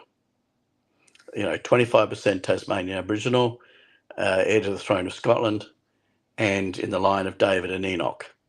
So, and so I have done everything within my power to fulfill the prophecies, to bring forward basically the Ezekiel chapter 1 implosive turbine, the wheels within wheels, which is the same as in the Sanskrit text. And at least in this thing now, and everyone knows that the actual truth of our society is it's based on Sanskrit texts that came from India. So the colonial myth that, it somehow came from the educated, English base is actually a myth. That, in fact, any society that's lost 80% of its language and 80% of its mass can only hang its head in shame. Yeah, that's a good point. I agree. Wow, this has been a great episode. 3.5 hours flies by. Yeah, God bless you. That was a rare interview. That was interesting stuff, guys. Yeah. Just wanted to let it flow, let it go there for sure. Yeah. I'm glad you did. There's no rewards for telling the truth, except the empowerment of humanity, which is, it is a big reward. Yeah, for sure. And we'll put. I mean, do you want to? We'll put links to on the book, Cosmic Summit and stuff. with the book, that's been contested as well, and I think you owe a no explanation of that. Is because the book, The Shaman, was a great bestseller. It was actually been put out by our post office in Australia and sold out. Right, all the bookstores were closed when he released it, right? And so they had to sell it in the post office. That was the one bookstore that was open. Yeah, but not only that, but it sold out the first 5,000 copies, and it was never reissued. Because the guy that was responsible for that, you can fill in the dots yourself. It's not a very hard equation to figure out that he was eventually sacked, and why? The same reason as there's 4 directors of mines in Tasmania sacked, paid off. Wow. They didn't want that out because it's an inconvenient truth. Yeah. Oh yeah, no, it's no problem. I just want to let you know that they're there for you. You can have them whenever, right? It's not that. Yeah, no, but we do. Yeah, but we have to be. What we're trying to do. Roland's writing the next book, right? But there's obviously we need to be. What we're trying to do is maneuver around, because I knew this time would come. We're trying to. I was actually attempting to get a whole batch of books for the conference because I reckon they'd all sell like hotcakes. And I'm trying to maneuver around that. I think through Amazon or somebody who can do that for us. But because I think at the end of the day that the only chance of saving our society from complete collapse, is restoring the ancient knowledge and restoring and people aware of the fact that if we want to go to the next level, it is not through universities. It is through spiritual enlightenment. Yeah. And if you're not spiritually enlightened, you have no chance whatsoever in the world of realizing this knowledge. Yeah, I love that spiritual aspect of your stuff. So is there links to stuff that you guys want to talk about, want to mention? I'll put them in the show notes, but if you want to mention your Strike Foundation or... strikefoundation.earth and, of course, Alchemical Science. I think the Cosmic Summit 24, I'd implore people to go there because, everyone that's going there in one way or another has been, threatened or actually, the first time, I think, for George Howard, who's running the conference, someone rang him from my phone. Yeah, he had someone speaking a different language call him, like yesterday or something? From my Malcolm's phone. And then he called back, got the same guy, and then got Malcolm again later. So, yeah. Fun stuff. So, the attempts to shut me down, declaring my phone stolen, and just shutting it down. You're trying to shut us down. So, but, as I said, the truth has been told, and let the chips fall where they may. We will, right on. We will do. Yeah. All right. Jordan, what about you? Alchemical Science? Yeah, that's it. Come check me out on Alchemical Science, talking about all of this stuff. And Johanna James with Funny Old World. It's another, been another. He's done some good videos. Yeah. Yeah. And on, and then Alpha Prospects, who have been supporting us, who basically Alpha Prospects facility in Thailand was where I did a lot of the research and development work. Yeah. And so funded a lot of these prototypes and correct. Yeah. Yeah. So that's still very active. And so, we need support because, obviously the deep state has focused on us, for good reason. You know what I mean? For good reason from their point of view, because what can they, it's the fear that they're losing control. Yeah, exactly. It's a natural reaction. Yeah. Yeah. And the fact is that every time they're defeated by the avatar. Yeah. And the avatar is defined as the man who brings the Vajra that fires the Vidrat, VIDYUT, which is the ball lightning, which is, irresistible force. Because remember, Lord Indra went and said to God, the demons are destroying the planet and they're too powerful to stop. Right? So he was given the Vajra. And now the demons are trying to destroy the planet because they're trying to get the CO2 levels down to less than 150 parts per million. And we managed to get them up to 400. The dinosaurs were living in, if you go to a conference room, it's 1,500 to 2,000 parts per million and no one drops dead. I think the dinosaurs was probably 30% oxygen and probably, could be 1, 2, 3, 4, 5,000 ppm. Yeah. Yeah. Actually, Graham, your cat there is interesting, the legend of the cat.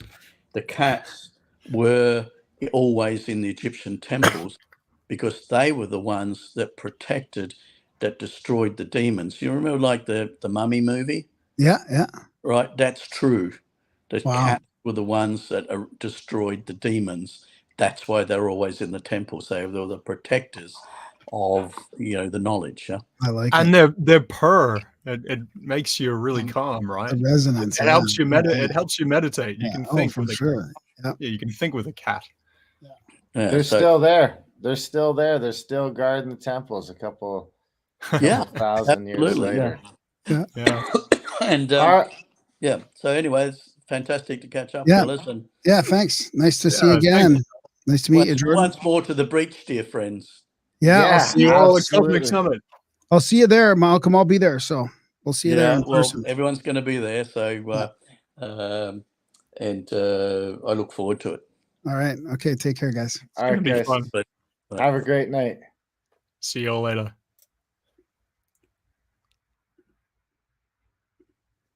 And that was a chat with, I guess, with mostly with Malcolm, but also with Jordan. Collin, I mean, we'll almost have to have Jordan back on for his own episode. But how do you stop Malcolm? Sure. Yeah, we should for sure. I mean, I'm a kind of speechless. I don't even really want to do much of an outro here. It's just I think Jordan was with us. He just wanted to let Malcolm go and ramble, and we threw some stuff in there. But yeah, Jordan and I were talking a little bit about at the beginning. I mean, it's they've made a lot of progress over the last year and a half. I mean, they built a bunch of machines. They've done a bunch of measurements. Bob Greenier's going to have more results, so it's going to be interesting. A bunch of stuff seems to be coming together too, right? Yeah, from some crazy directions. So I mean, dude, I don't know that I couldn't even find an interview with Malcolm on the internet. So this is interesting. Yeah, because and he's listened to the Terrence thing, and it resonates just like we thought it would. So that's just another interesting timing thing too with Terrence on JRE. So big thanks to Malcolm for coming on the show. Big thanks to Jordan. Big thanks to you guys for listening. Even bigger thanks, you guys. We are listener supported. No sponsors, none of that stuff. If you found us through this interview, head over to grimerica.ca/support. Sign up for a monthly or make a one-time donation. Sign up for a podcast. Check out our other podcasts, Grimerica Outlawed at grimericaoutlawed.ca, and all the audiobooks. I mean, we're talking about a bunch of them there that Graham's narrated. So including the Shaman one, which isn't out, but maybe one day will be. But the book of Enoch and all that other stuff is there. adultbrain.ca. Other than that, we love you guys. Thanks for listening, and we will see you next week.